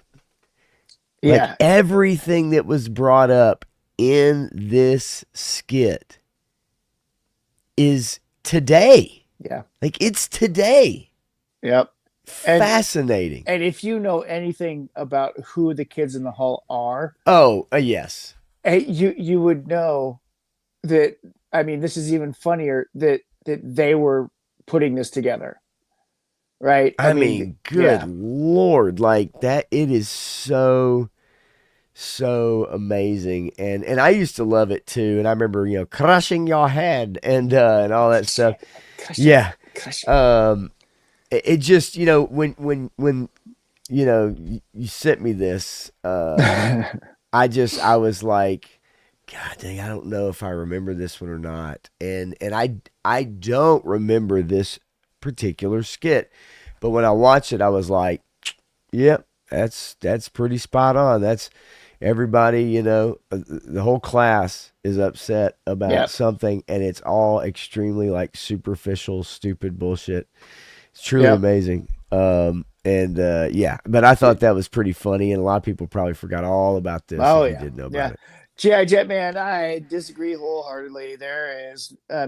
Melissa Benoist did a much better job than the House of the Dragon little She's girl. there. I mean, it's a after credit, it's like Look, what 45 seconds. we'll talk about it in a minute, but I'm going to go into why that role is so horrific and why her movie is going to bomb big time and will not succeed at all Yeah, in the public's eye because everybody hated the dog, was annoyed by the dog, and they sure as hell didn't like drunk Supergirl popping on the scene. yeah, no, it was yeah. We'll see. We'll get to it. So we're gonna get into it, and because a lot of you guys already know my thoughts, and Crow, I don't know. I watched a pretty good video about Joss Whedon. Now, also, for Yeah, all you that folks was a good out one. there, I actually listened to Brian Singer when Robert Meyer Burnett called him on the cell phone on his live stream and the other night, and I watched him talk to Brian Singer, who has been obviously banished from Yep. Hollywood, and for even though it never formally been, charged with anything, has some unscrupulous behavior, alongside his name. Yep. But it was interesting to hear someone who'd done so many movies, especially comic book superhero movies, and his thoughts on the state of them right now. So Right. Robert Meyer Burnett. It's called the Midnight Metal. Midnight Metal. You can Nice. probably find it with Brian Singer. He calls him Right. up because he's Robert Meyer Burnett is friends with a lot of people. Yeah, Robert's awesome. I love him. So, okay, here we go. And Mr. Magish, it's pretty good stuff, man. Pretty funny, pretty goofy. Kids in the Hall though was a great show. Okay, let's get into it, buddy. Let's. It's time to take the gloves off, Matthew. We're going 15 rounds. No, we don't need 15 rounds. So listen, I saw it. I liked it. You saw my review.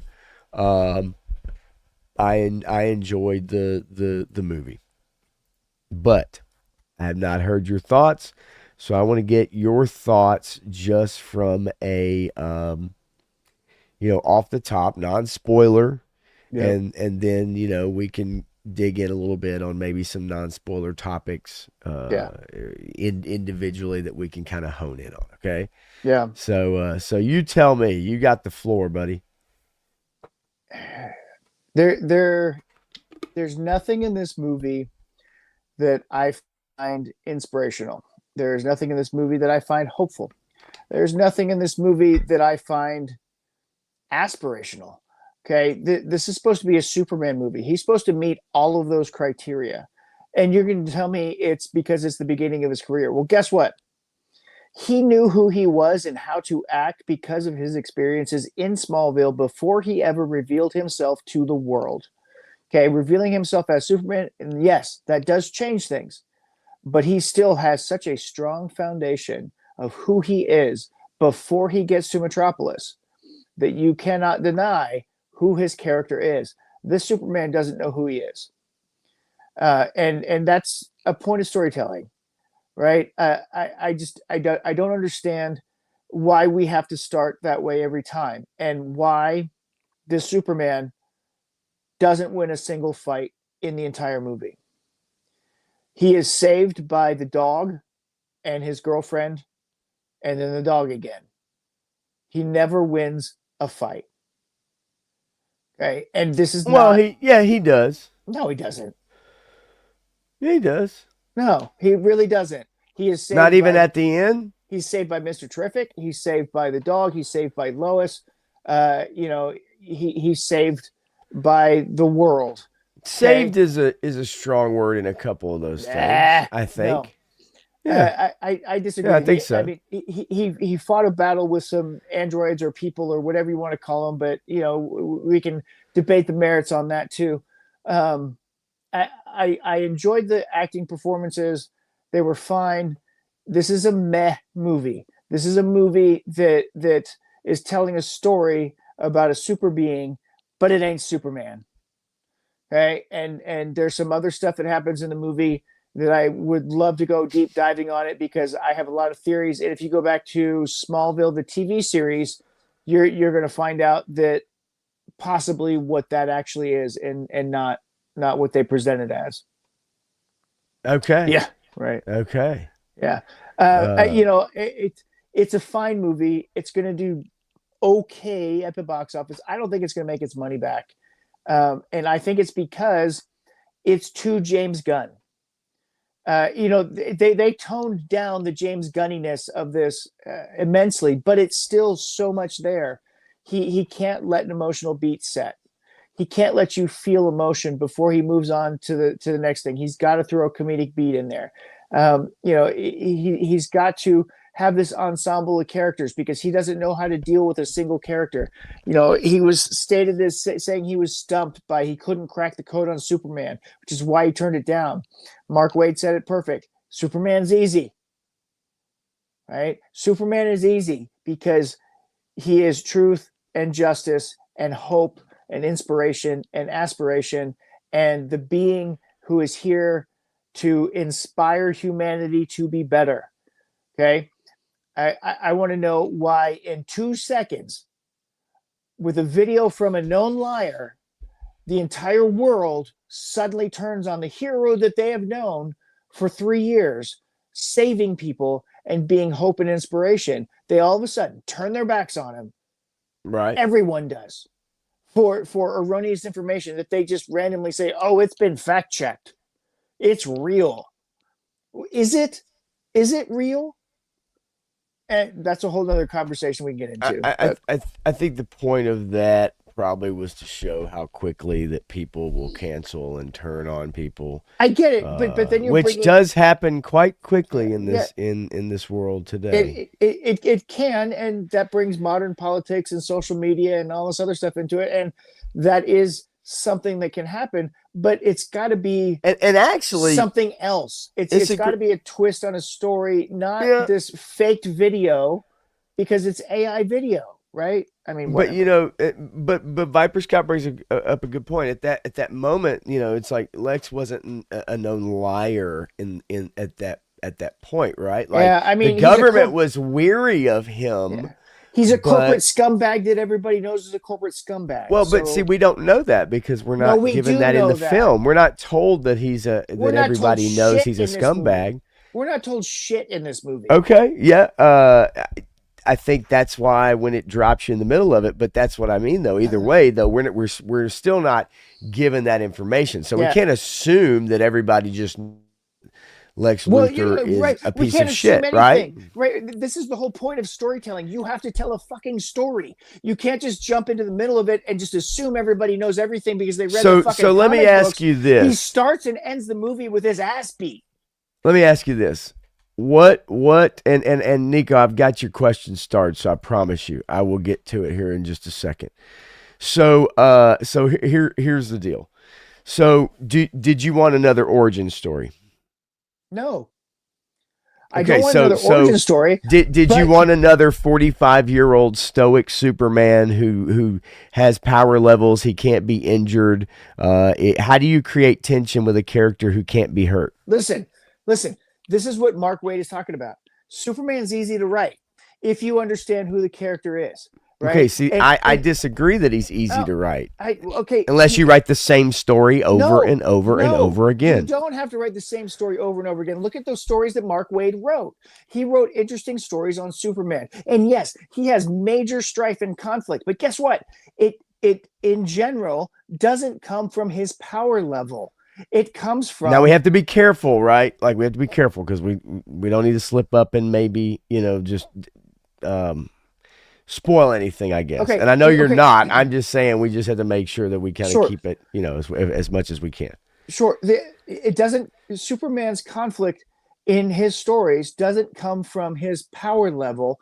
It comes from the environmental, sociological, emotional factors of what he's dealing with. It is what hard decision does he have to make in this film? Right? Does he kill someone or does he not kill someone? Okay, that should be a hard decision. Does he subvert the U.S. government because it's in the human interest of the world?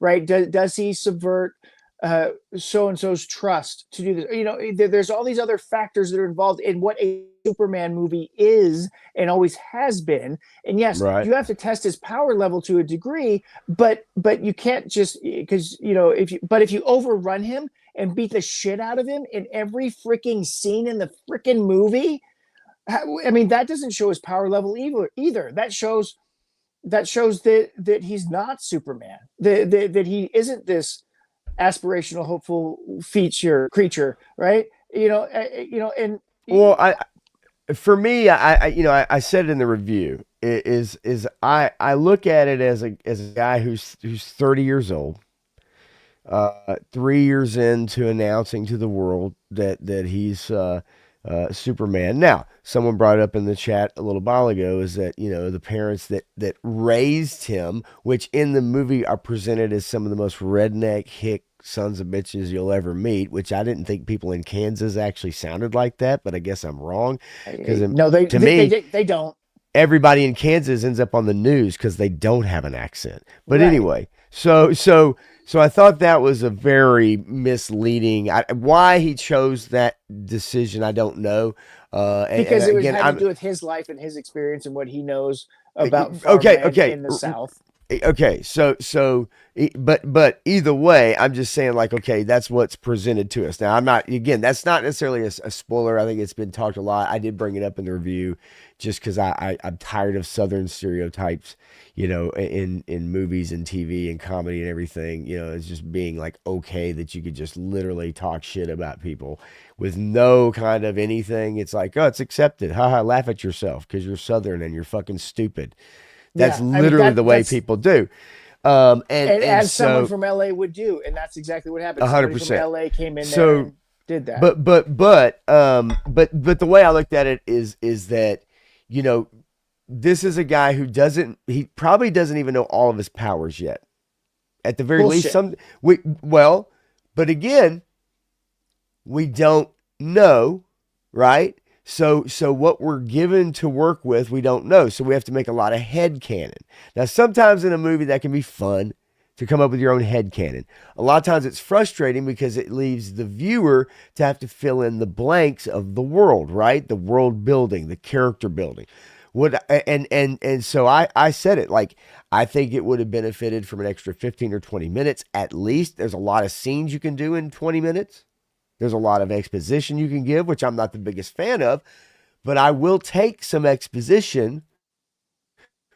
Let me know what's going on in the world or a power level or whatever, right? So there are issues I have with the film overall.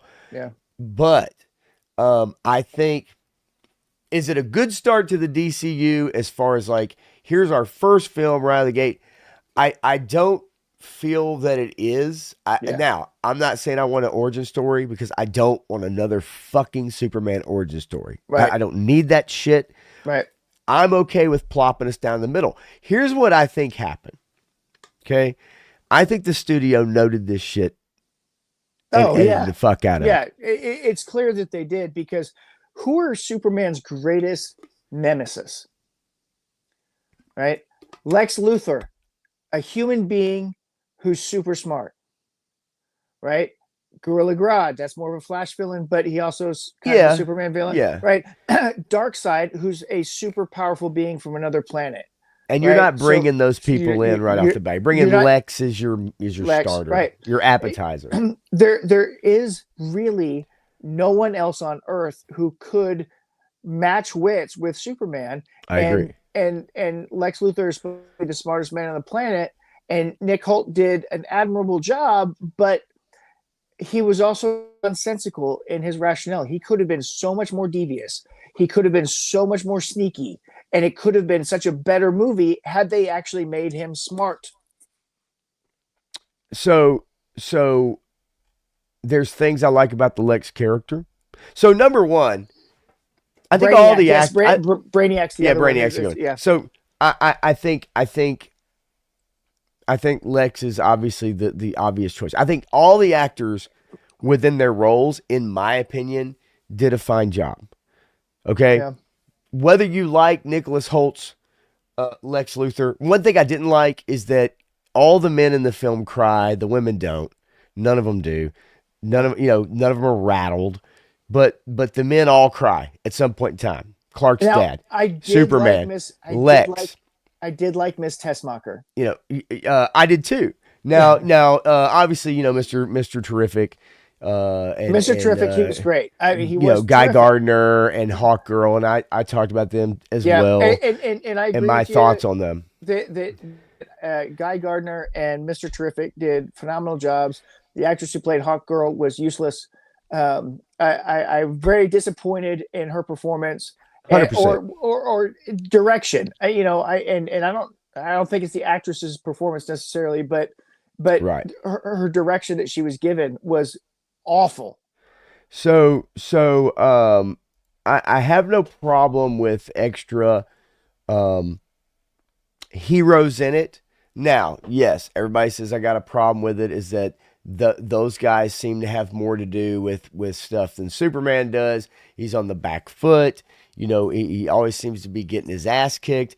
And yet, for me, the reason why I liked it is because I think it was a matter of, no matter what happens, I'm going to keep coming back. I'm going to keep getting up. I'm going to keep coming after it, right? There are messages to take out of this movie. Now, I'm be as a way to live my life, okay? It's a fucking comic book movie. But a lot of times I would judge things. How did I feel coming out of it? If I was able to sit there and really it's one thing to kind of pick out things you don't like, but you can still pick out things you don't like and still have a good time with a movie, and I think for me, got out of it, I had more things that I liked than I didn't. I think that when there were things I heard today, listening to a stream today, and everything I heard about, the engineer, she knows how to do this, and Kryptonian technology somehow, and da. Man, you ever read a fucking comic book? Yeah, no, that shit gets crazy. So yeah, that's not. But yeah. But you see what I'm saying? You ever read a comic book? Comic books can be quite nonsensical and really goofy, and they make up their own fucking rules. Now, I'm not saying they don't follow their own canon, they don't follow their own lore and stuff like that. But you bring in a different writer and a different artist on a comic book, guess what happens? They change something. They change the look, they change the suit, they change the hair, they change the lore, they change it. So this shit happens. And so I think for a lot of people to get so worked up over this version, okay, it's like, if you've been reading these comics for 40 or 50 years, did you get that worked up in the other versions of people that came in with a new version or a new age for Superman or a new history or a new way to present his parents or a new way to present his biological parents you see what I'm saying? And I know it's not just an excuse. Hey, it's a comic book, right? Just like Fallout. Hey, it's a video game. There are plot things in this movie and character motivations that don't make sense. Yep. But I like the color palette. It was fun and goofy to an extent. And it didn't, overall for me, it didn't make me hate it because of James Gunn and because of his comedy. It made me like the film on its own terms for what it is. And it is a mess. But I liked it. I had fun with it. But I do have issues with the movie. I do. When we get into spoilers, I promise you I will divulge my issues. I did want to hit up some of these comments while you're talking. Yeah. Yeah, there were parts of the movie that I thought were decent. But when I compare them to all other Superman movies, there's nothing in this movie that I can pull out and say this was Superman. This was a great scene. This was great. right? There's nothing in it that I can pull out that's great. So the best I can say is this movie is meh, right? Some people are going to like it, people are going to love it, whatever. But there's no movement, and I do not like Man of Steel. Okay, I'm not a fan of Man of Steel because I don't either. What they did to Paul Kent, but I will tell you, it has one of the best Clark Kent before he gets to Metropolis stories that goes through that line. And his first flight as Superman in that movie Yeah, it's fun. is exactly the way that you would see it happen with the wah, you know, and the things live, and boom, he just takes off, right? Right. That is so well done that I, you know, there are things about Man of Steel that I do like. There are things about this movie that I kind of like, right? I want to see more Nicholas Hoult as Lex Luthor, right? I want to see more of Corn Sweat as Superman, because I would hope that at some point that he will actually become Superman at some point. And you know, Lois Lane was fine. Jim Wilson was a little weird.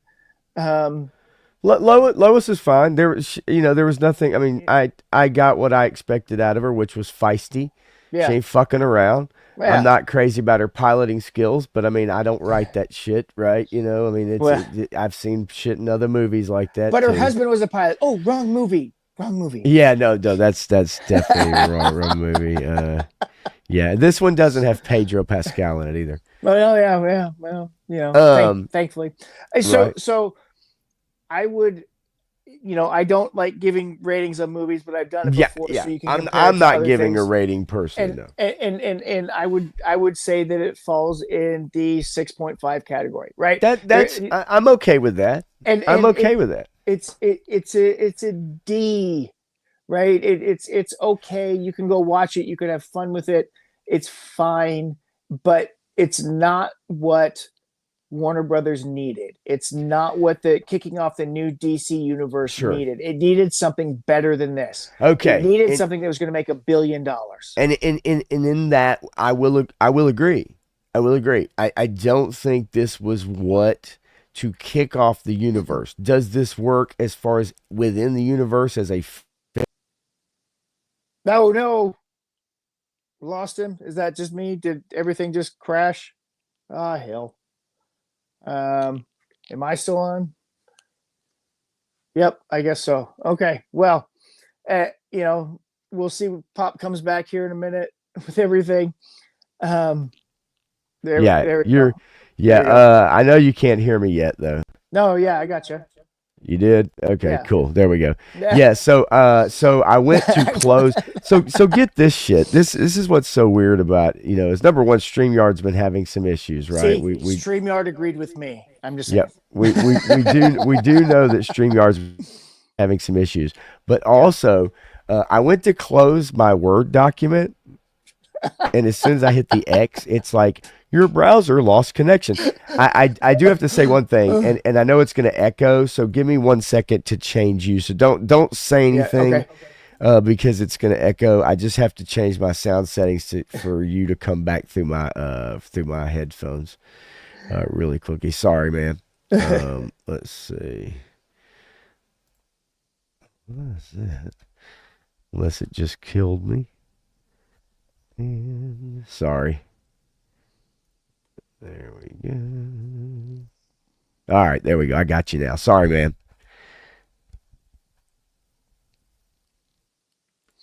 All right, sound okay? Yeah, I can hear you. It literally, it's so weird. It just kicks everything out. Yeah. You know, it really does. It's odd, but I want to get through some of these comments as we kind of round things up, and that way I can.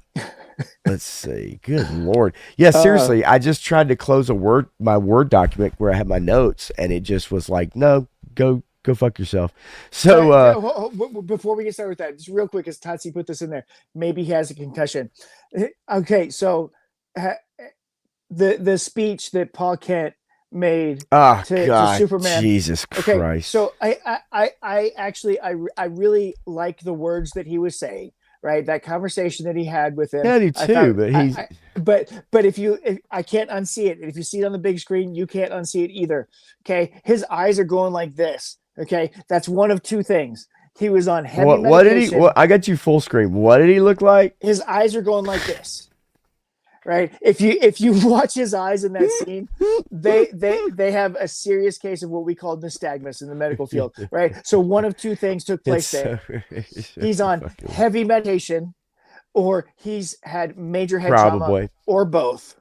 And those eyes are going so far all over the place. I'm like, get that guy some help. He needs some attention right now. It could have been John Lovett's acting. You know, you can't fake that. Okay, So, I knew one person in my entire life who could actually stimulate that response, and it was because he had massive brain trauma from smoking weed. But that's another story. Damn, that's hard. That's hard to do. In other words, he smoked weed and then just rammed his head into a wall every day for like 5 hours. Something like that. Yeah. All right, so let me get some of the comments really quickly. Let's see. I did show earlier G.I. Bro said I disagree with every point. That was right at the beginning when you were kind of going point by point. And that's why when we get to the end, that's why before we sign off, definitely want to say kind of what we're going to do, planning moving forward, and maybe how that'll go down. I hope, and if anybody that wants to participate, but I will lay out the specifics for participation. Okay, not to keep gatekeep, but there's there's a reason why I want to lay out some ground rules. So is Elon Superman? Todd C. Yeah, right. No, of course not. All right. Nico Bellic says, I have a question. There's a big plot hole in Superman. Why couldn't Superman use his X-ray vision to see Ultraman's face? Now, that is, and everybody, if you know Ultraman, if you know anything about Ultraman, you know who Ultraman is. Okay. But, in our head canon, we go, well, maybe it's a lead lined mask, suit, whatever. Here's my deal about that. We have to create that. There could have been a line. There could have been one line in the movie. Yep. They just mentioned it, and that's it. That's it. Yep. In, out, really quickly.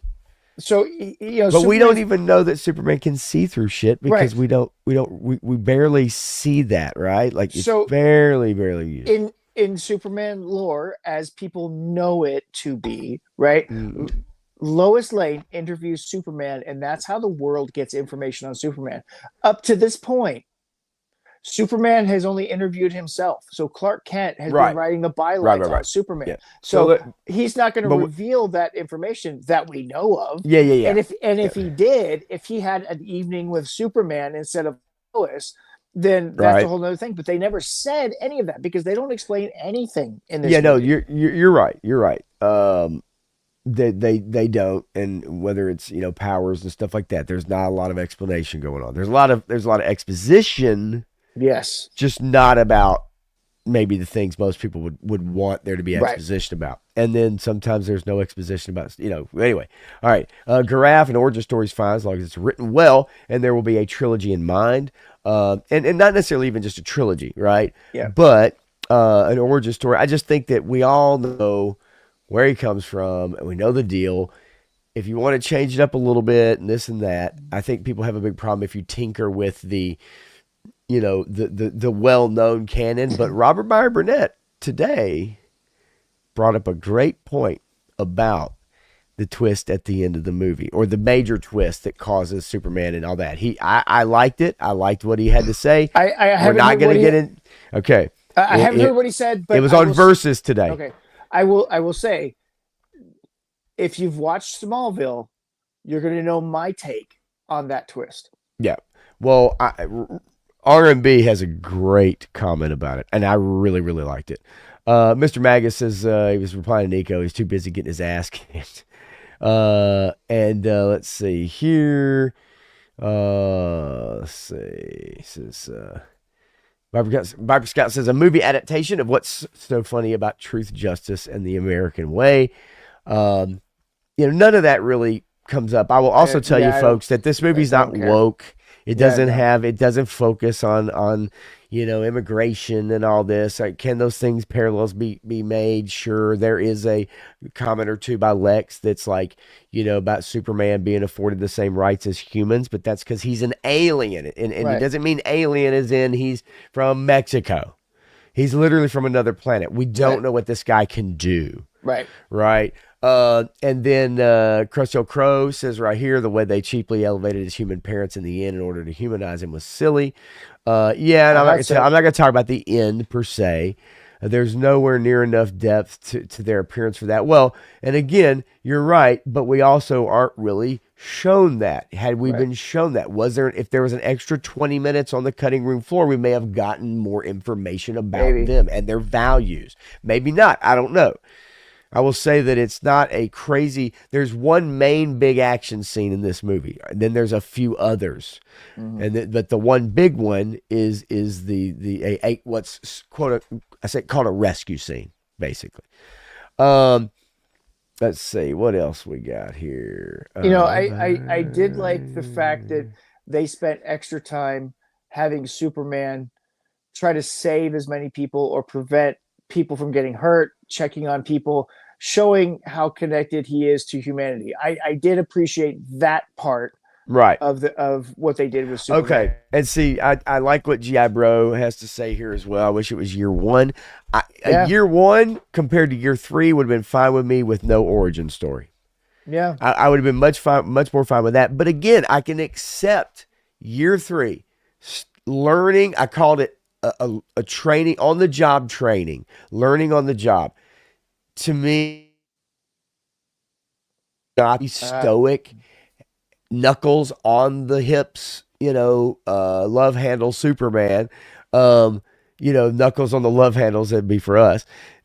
Superman, who makes every decision properly and correctly and doesn't get emotional. Remember, he's raised by human parents. That means he is flawed, just like a human is. We get pissed. Yeah, we get petty. Even if you have a power structure that you have more than anybody else, doesn't mean this you is my won't biggest problem. act. He's had his powers and they've been growing since birth. Sure. And during puberty or whatever, they hit him hardest, right? He's experienced middle school, and high school already. So he's experienced probably the most torturous emotional situations that dumbasses are going to throw at him for his entire life. And he's already learned how to deal with that in a better way. So he should have learned in that time frame how to manage these situations better than he does in this movie. I mean, and that's possible, right? I mean, but again, it's one of those things, like, that's, to me, I can look at it that way. Now, there are some things that I think that he should have handled more or better during the interview scene. I think I think the cactus scene, even though that's exposition, not shown, but But you know what I'm saying? Like, I get it. Yeah, I do. I get it. Trust me. And Nico says it was never mentioned that he about lead line masks, and his weakness to kryptonite was mentioned during a meeting with Rick Flag Sr. in the Pentagon. It was, but no one knows, like, that we're talking headcanon if we're talking about a lead mask. Okay, we don't know that. There's no information about that. It was never given about that. Let's see. And the Kents were the worst casting for me. I wasn't thrilled with those characters, and I don't know if it was the casting. I don't. It's just the way they're portrayed. It's definitely the way the writing was portrayed. And if you want, but maybe it is Paul Kent. That's fine. But right. And I'm trying to not somewhat put spoilers up on the screen. You know what I'm saying? Yeah. Like, a little bit. I kind of made that mistake with the mask and everything. Let's see. So made him turn into Brightburn, Mr. Magus, because of the message. I mean, it's you have a false idea of kind of who these people are, and so it's now again. I want to get into it, but I don't know. Kind of have to wait to get into it, to give those thoughts. All right, let's see. And your thoughts on Lex quickly? Well, yeah, I mean, I talked about it. I know you did, but just to sum it up, like, you just, I thought Nick Holt did a fairly good job at Lex, and then I thought at the end it kind of fell apart a little bit, and his strategies and motivations were just they didn't make any sense. But I thought when he was at his best in this movie, it was pretty darn good. And I want to see more of him as Lex Luthor, because I think he can really pull off the role if they have a different writer or a different director than James Gunn. They need to have somebody who actually knows Superman to come in there and work on the project, because James Gunn is only good at ensemble quirky comedy type of things, and that shows even in this movie. So I mean, if again, I just feel like another 20 minutes, man, at least. Todd C, if they did the like the All-Star Comics era, then I mean, you got a lot of characters in there, a lot of people that have no idea. Like they don't, I mean, Adam and Spectre and all that stuff, like, you'd really have to do a number on that. Well, I Justice Society. I believe that they may have redone it in the Golden Age. The Question. Yeah. My theory is as who they've cast as the Question. Who's that? Jeremy Renner. Okay. We saw the rumor about him signing a $75 million contract. If that story is true, I believe that it would be for the Question. Let's see. We got a few more to get through here. Ronnie Trickshot says, to be fair, after the HasLab Snowcat announcement, all I see is blokes crying. Damn, Ronnie coming in hard with a bat. He's like, get out of here, you chumps. Quit your crying. Quit your bitching. That Snowcat has caught a lot of people that need some more Vaseline around their area. Shit. Fire, dude. I'm like, what is happening over this thing? Damn. People are they're melting losing down. It. Melting down over a Snowcat. Yes. I mean, good Melt Lord. that ice. And Mr. Magus, obviously it's shown in the film that Jimmy is not gay, because obviously all the girls just absolutely now. But he's not interested in any of them. He's not, but I will say this. I understand why. Now look, Miss Teskmacher, I mean, she's a little clingy. She's a little clingy. She's clingy, but you could manage it. I mean, I still go to Pound Town, but you could manage it. I mean, he doesn't have to fight it so much. I mean, he was really fighting that. But see, that's I know, right. But I think Jimmy can pick and choose, and that's why he's just kind of like, whatever. He does his thing. Now, if the next movie comes out and he is, then it is what it is. But it wouldn't surprise me if they did that. Let's see here. So you know what one of the things, well, man, that's a spoiler, I guess. I don't know. Yeah, I just want to be careful that we don't. There's a Jimmy Olsen point in the movie that pissed me off hardcore, and it was a millisecond on screen. It was just like, there it is, it happened, boom, it's gone. Right. So that's how long the scene was. But those frames of the movie pissed me off something severe. I may be on the same page with you if when we talk about him later on. Overemphasized him saving everyone. The squirrel was overkill. Was overkill. But I did like the fact that he does try to take care to like make sure that things people don't get hurt, and he does go out of his way to like, you know what I'm saying? And like, that squirrel I grows appreciated up to that. Be Squirrel Girl. It does 100%, folks. That is canon. That is canon. If you didn't know that is Squirrel Girl. Look it up. I promise you it is. And if it's not, then you can go on Matthew's Instagram right there on the screen, and you can let him know how mad you are about it. I do not have an Instagram page, folks. I don't have one at all. Apparently, because nobody pays attention to it. That's the truth. You got to actually do shit on it. I do have one actually, but there's really nothing on there. But anyway, let's see here quickly. Wrong universe. I know Viper Scout. I know. Wow, Triple C. Or not Triple C. Todd C. My bad. My apologies, Todd. Refused to eat sausage and eggs to protest the Snowcat. Damn. That's harsh, baby. That's harsh. And yes, it is a family first movie, not a comic first movie. No, I think it's comic worthy. I think it has comics written all over it. Comics can be very mustachioed villain, twirly, nonsensical. A character can just do this because the writer literally made it up that morning before they wrote it. Like, you know what I'm saying? Like that shit happens all the time. I'm not saying it's an excuse for bad writing, okay, or whatever, but we can't tell ourselves that comics.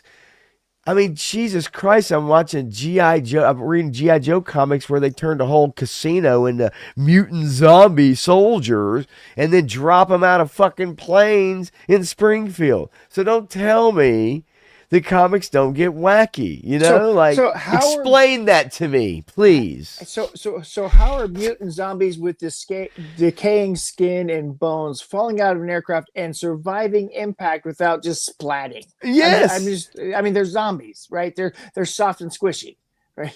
And then, oh, by the way, they get turned back into humans. And then after that, they're fine. Yeah, they're fine, all right. Fine. As they walk through that... they no longer crave the eating of brains and flesh. They no longer crave it. Which they held off on when they were actual zombies. They didn't actually do that. So how were they zombies again? Oh god, I miss that part. So, but you get what I'm saying, right? Like, you know, it's I think it's okay. The reason why, okay, Matthew, part of the reason why I'm not as harsh on this is because it doesn't go out of its way to pull a lot of the shit that we've seen year over year, film over film. Yep. Does it have issues? Yes, it does. Do I think it's fun? Yes, I do. Does it stay away from the identity crap and the gender crap? Yes, like it does. And for that, I'm thankful, right? Think about it. When did Man of Steel come out? Yeah, well, you know, when you're beating the shit for so long, a cracker tastes pretty good. You know, exactly. And so, but when you start to get things that don't, right? It's like, that's, I remember what it was like to just kind of have fun and not be beat over the freaking head with something. Yeah. No, right. And I get it. And that's why I gave it, you know, like a 6.5, because I'm like, look, I you know, and this is what I said earlier too. I've said it before. People should go see it and judge it on their own, because if you have an interest at all, go see it and see how you feel about it when you walk out of it. Right. I was just like, it was blah. I went with my family. My wife enjoyed it a little more than I did. My daughter, she wanted to fall asleep through part of it, and she got really annoyed with the dog, and she loves animals. I can't wait on spoilers. That's all I gotta say. Yeah, I can't wait. Yeah, that was a part of the movie that didn't work for me. We need to go into that. And I got a lot of comments, so I want to hit you guys up because we need to get out of here. Mr. Magus, what was up with the Spider-Man pose every time he lifted something heavy? I didn't notice the Spider-Man. So I wouldn't call it a Spider-Man pose. I would call it a Superman pose or an Atlas pose, because he did have the Atlas pose. Right. A couple of times. I don't know. Yeah. Jab Bro says this is the most comic book superhero movie of all time. No. Well, okay, so and we won't dive deep into this, but it depends on how you define that. You know, I feel that Spider-Man was a great, very Spider-Man comic 2. book. Right. Was a great comic book superhero movie, in my opinion. So the first Blade and Spider-Man 2 are the most comic book movies that have been made, and maybe the Roger Corman Fantastic Four. Right. People haven't seen that one. Maximum Warp, what's up? Those are more comic booky than this one. Yeah. I think there are, but again, it depends on your definition, right? And I think that's part of it. And kind of as what Maximum Warp says here. What's up, Maximum? People are always going to prefer their version of a character. Some takes are well liked, others are not, but the love for the character can remain. I think the reason why people are heated to an extent about it back and forth is because of the fact that they still care. They want it to be good. I think the reason why people are so upset We want that, a good Superman is movie. that they want it to be good, right? Mr. Magus wants the alpha Superman. Some people are okay with the more sensitive, or like I call it, learning on the job guy. You know what I mean? Like, you know, they're okay with that. I'm okay with that. I've gotten the other ones so many times, you know, that I'm okay with trying something different.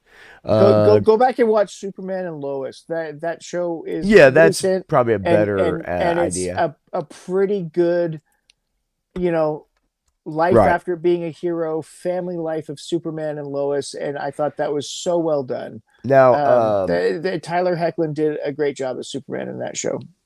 let's see. Grass says, I think we just need to give up in getting a true version of an aspirational Superman and Detective Batman in a movie.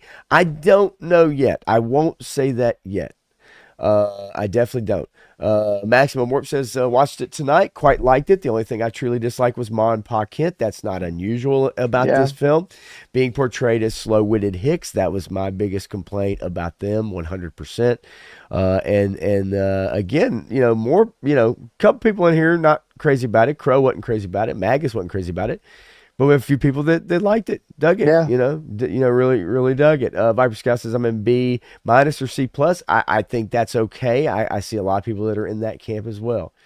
Let's see. If Superman got his ass kicked, why fly halfway around the world instead of going straight to the sun? I get it. I mean, again, those are some of those things. I can't wait to get into spoilers. And as I kind of get close to these, let's see. Krusty Old Crow says, Matt, you won.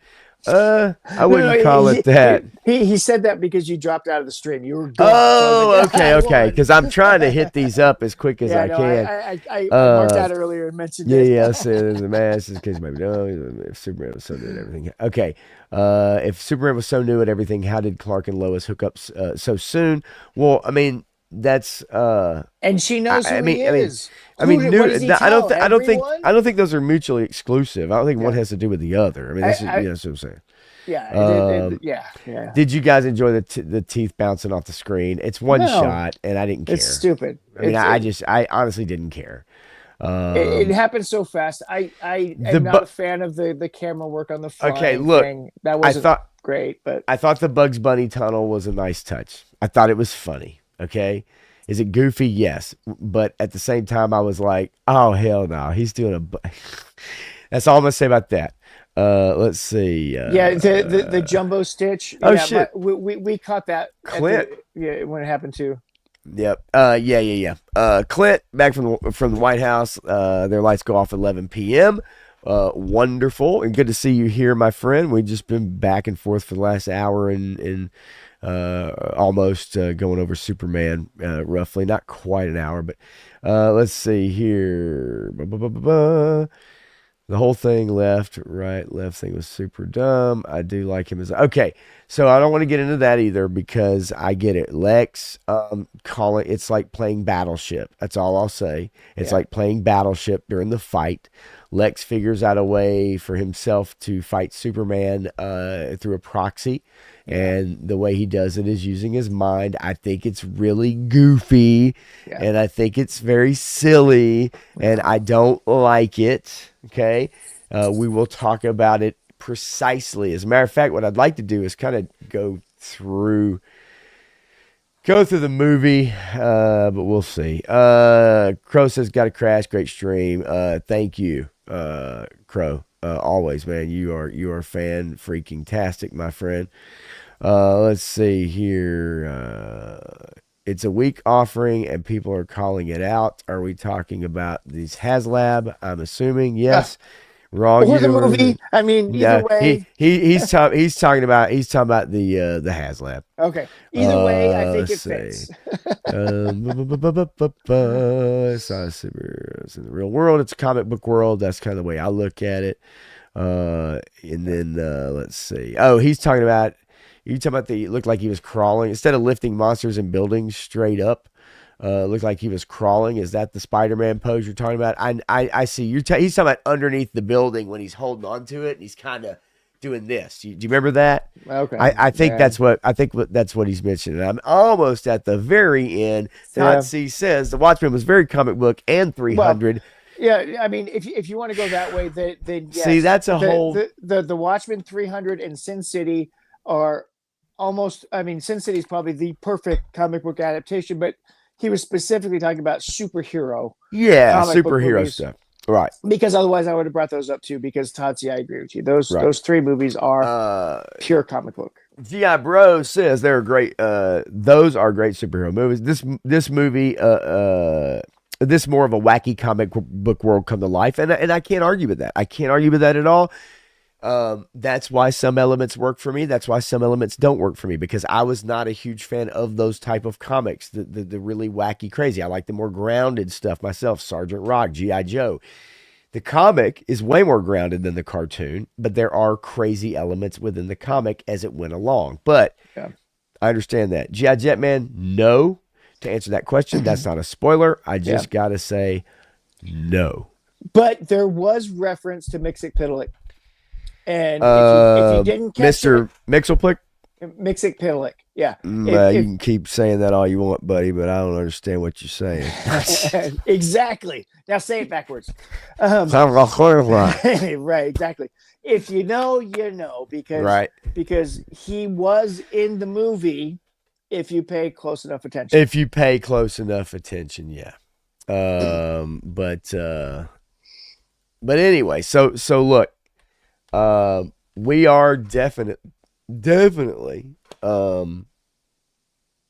gonna get into it spoiler wise. I guess Matthew, really, I mean, it would help for you to be there. I do want to invite people to come on and talk about it and discuss Sunday night. Yep. Spoilers. I would love to. I have to see how things work out, because Punk's Pit is going to be on Friday, and that's a lot. So it's the third weekend of the month now. He just randomly decided on Monday that it's going to be on this Friday, because that's the way he wants to do it. And he's like, because he missed last month. He missed last month, and for whatever reason didn't want to do it last week. Yeah. So he's got his days shifted. He's going to be working on stuff for that. So there will be a Punk's Pit this Friday. Okay. Well, then you guys that are members, obviously, that know that Friday night, go hang out on the pit, man. It's a good time. Everybody just cutting up, and mostly talking about toys, figures. I mean, things will kind of trail off and go in a different direction for a little while, but it is fun. To hang out with everybody that jumps on, that's for sure. I may swing through there on Friday night. It depends on whether or not my son's going to come over. Technically, it's his weekend, but he's in the middle of band camp this week and next week, and he may just want to stay home and rest. That is a very good possibility. It's going to be tough. Yeah, band so camp. I'll see. I have, which is fine, because I have a commercial that I need to film, and then another one to edit, and then I have a video that I need to make. 2 videos that I need to make. So I need to kind of get on it. So that might help me. When he's over here, I ain't gonna lie, it's a little harder for me to do those things, because we literally interact quite a bit. And so it's definitely hard. 3-star After Dark. No, I guess this week you're shit out of luck, mister. Don't you dare start streaming over other people. Darren, I don't know if I told you or not, but as I was drifting off to sleep and I was listening, I woke up twice and made comments while I was waking up, because I heard what you guys were saying. And one of them was your comment, 3-star. I woke up saying Kilowog, because Kilowog, yes. You couldn't remember his name. Yes. And then I remember waking up laughing and saying something because somebody was talking about Spec, or Punk was talking about Spec. I might have thrown some comments in there as well. Depending on what it was. Matthew, Instagram, best way to connect with you, right? Pretty much. I mean, I assume, message probably. I think that's most people these days, right? Instagram message. I've told people I'm a bad Instagram friend. I have a habit of not checking my messages. And then I'll check them, and it's like, oh, I've got 32 gifts, and I'm like, all right, let me try to go through some of them. It's just, I go days without even thinking about it. It's just it's how my brain works, and I'm terrible at it. If you've ever sent me messages, that's for sure. But anyway, okay, so here's the plan. Sunday night, I'll bump it up to 9 o'clock. I mean, I could bump it back. I mean, I'm gonna keep it at 9:30, and that's just the way it goes, folks. We're not changing times. So 9:30 Sunday night. Don't talk spoilers on Superman. Here's all I ask. Obviously, number one, you've seen the movie.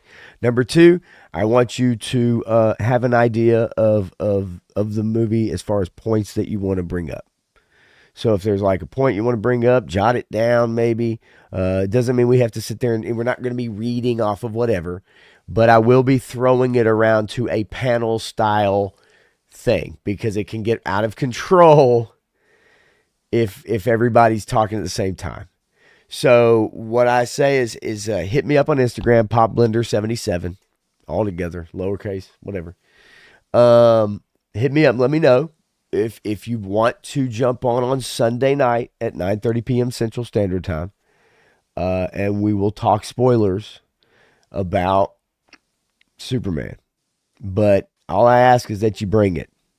All right? So, bring it. But, we're not telling everybody their opinion is wrong or they're stupid or whatever. No. But it's definitely and yeah, G.I. Jetman, no. If you haven't seen it, I prefer to have people that have seen it. Because that otherwise you won't be able to add to the discussion. I mean, it just only makes sense. That's just kind of how that goes. So I need people that have seen it so we can bat these ideas around. And hopefully Matthew will be able to join us. I know War Chest will be there 100%. Pretty positive. Like I said, anybody else wants to jump in, and it will be kind of round. I'm just kind of going around the horn. If you ever seen the show Around the Horn on ESPN or any other kind of show, I'm just going to kind of throw it. Yep. And then I'm going to try to kind of, figure out a way to maybe bring someone else in and get their opinion. We're not going to be on a timer, but here's your thumbnail. Go. Here's your thumbnail. What do you think about the Superman movie? That's great. That's absolutely 100% fantastic right there.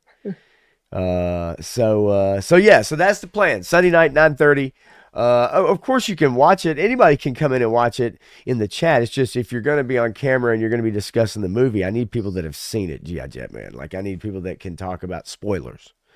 But anybody can come in and watch, but if they're going to be on chat, then, it's going to be, you're going to be on camera. We need to be able to talk about the movie, right? Yeah. Not just general comments.